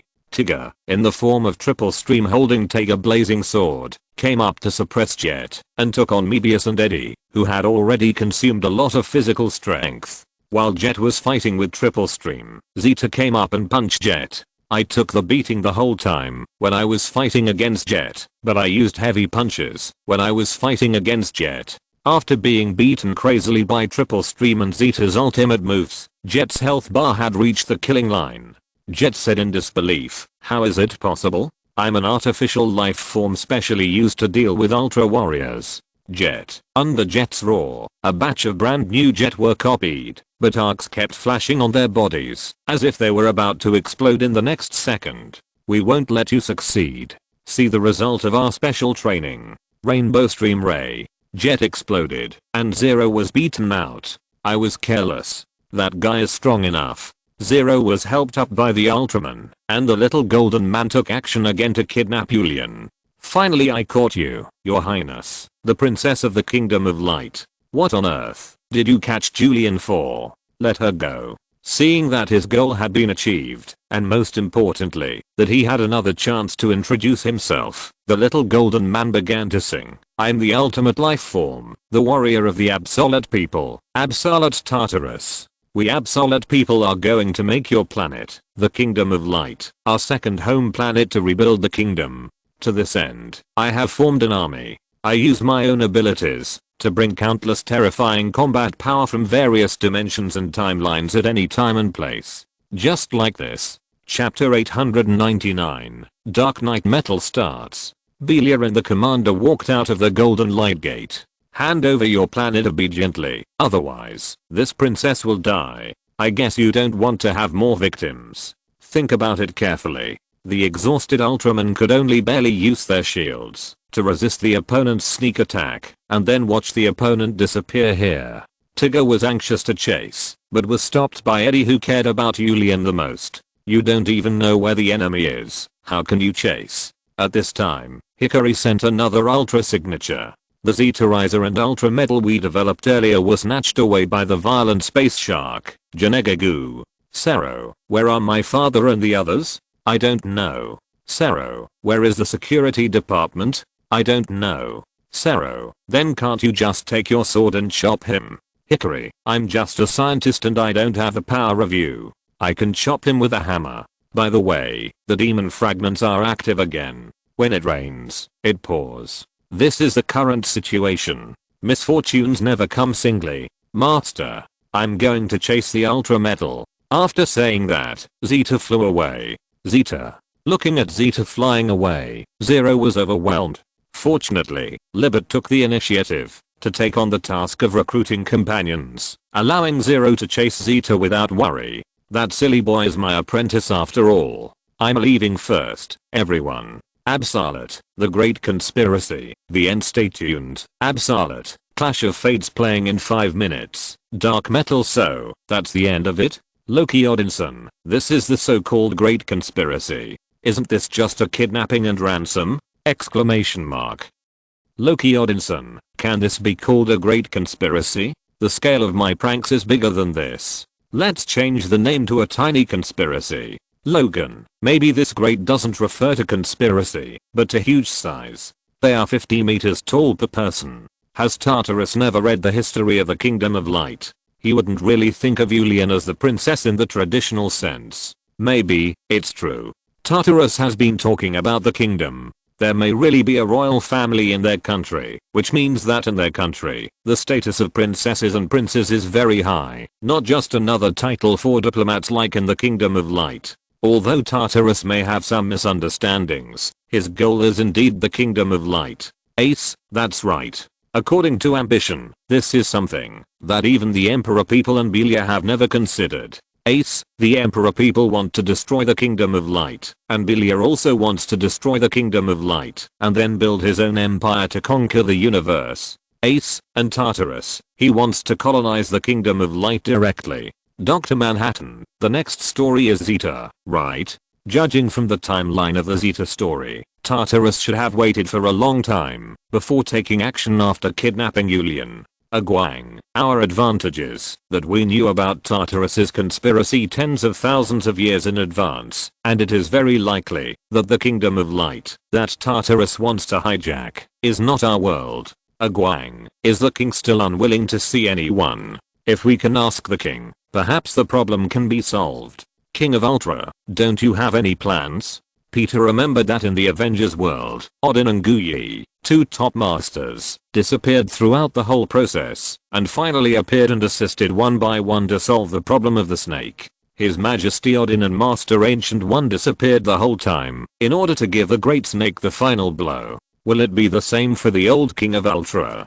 But Tony did not quite agree with this statement. There is a prophecy on the Great Snake. The Great Snake will die with Thor. Your appearance is the work of the Morlan family, but what about Thor in another time and space? I guess Thor and the rabbit may be going to a world that is exactly the same as their timeline. Instead of coming to face the Great Snake directly, Odin did not want to see Thor and the Great Snake die together, so he found the Ancient One. Bruce also heard about the battle with the Great Snake. He made a guess. According to my research, the sources of power in the myths of various countries are different. The Greek pantheon emphasizes bloodline, the East emphasizes practice, and the Nordic world emphasizes fatalism and equivalent exchange. In my world, the 3 Odin brothers sacrificed the body of the ancestor giant Ymir to create the 9 realms. In order to obtain the Fountain of Wisdom, Odin not only hung upside down on the world tree for 3 days and 3 nights, but also sacrificed one of his eyes.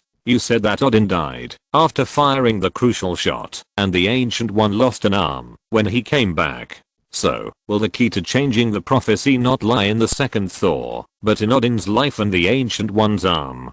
Hikaru continued, this is also what I'm thinking about. You have also seen how powerful the old man King of Ultra is. He can transform into millions of incarnations and exist in different timelines. Tartarus may be able to escape many powerful enemies by traveling through time, but he should have no advantage in front of the old man King of Ultra. I suspect that the old man does not have any plans, but simply does not want to be in charge. This is not impossible. Dark metal on air. 2 children are playing rock music exactly the same. This is the farm of Superman Clark's family. These 2 teenagers should be Superman's son Joe, and the other is Batman's son Damian. Joe is really smart. He can master these instruments proficiently in just half an hour. Bruce was wearing a custom-made suit with his hands in his pockets. Wonder Woman Diana was standing beside him in plain clothes, blocking his arm. Clark was holding a beer in his hand, and next to him was Lois. Everything seemed very beautiful and very comfortable. There were no superheroes, no Justice League and those villains here, only 2 couples with their children playing here. Bruce saw this scene with a very calm expression.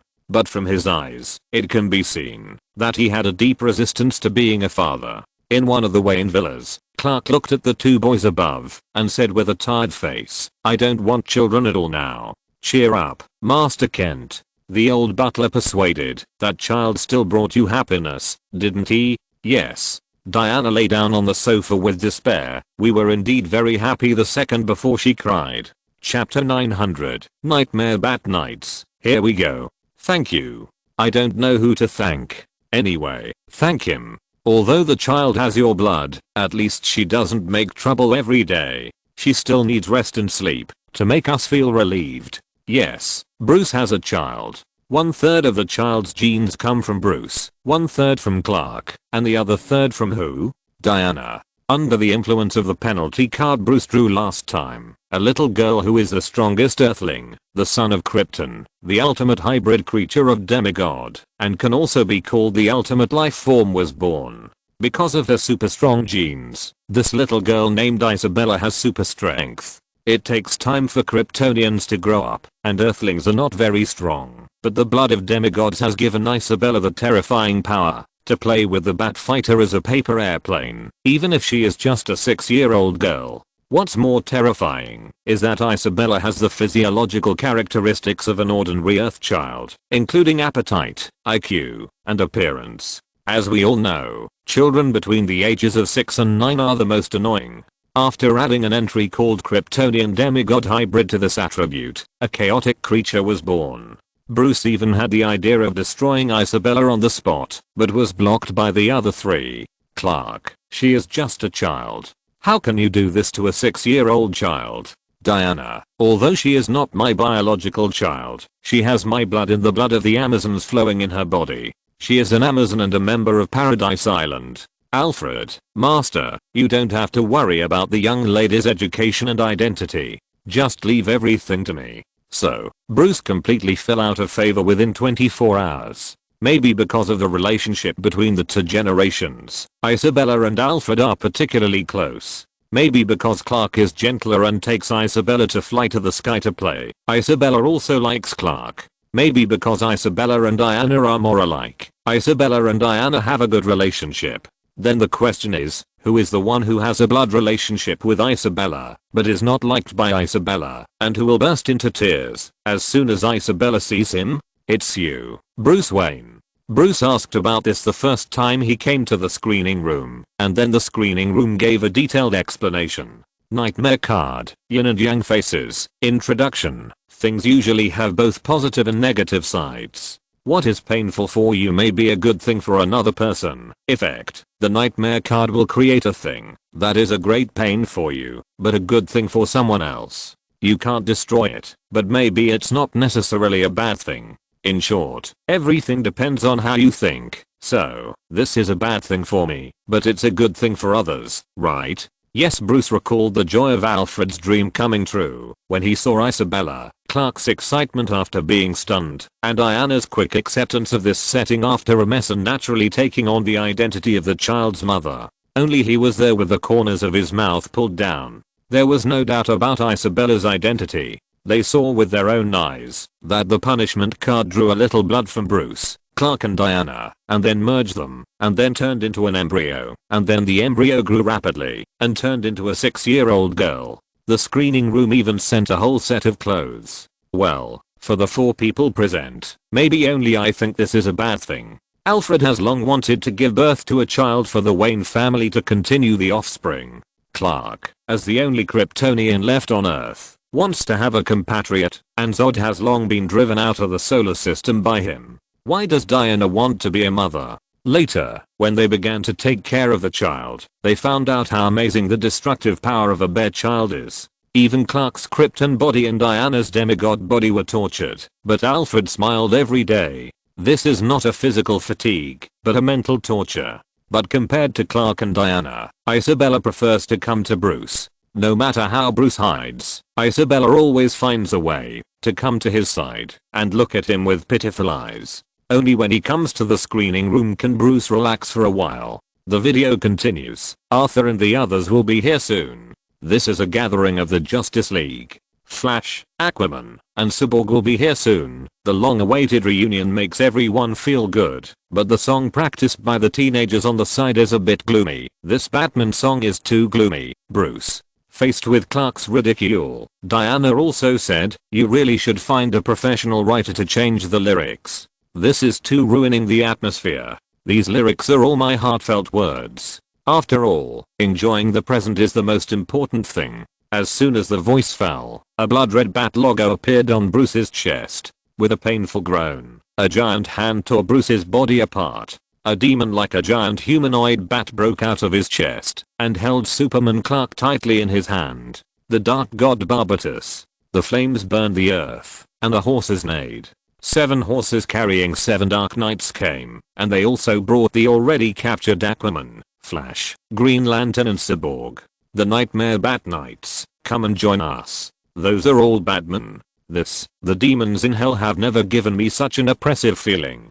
Bruce, why does your blackened individual look so scary? Bruce stared at the leader of the Nightmare Batman, the Batman with a terrifying arc on his face and a wild smile. Yes, that smile. Barbatus held Superman in his hands and ravaged him crazily. The huge Superman had no ability to resist in front of Barbatus. At this time, a voice sounded in Clark's ears. It's Diana. The scene changed, and Diana tied the lasso of truth to her and Superman's hands, and awakened Superman, who was trapped in a nightmare through the power of the lasso of truth. I finally woke up.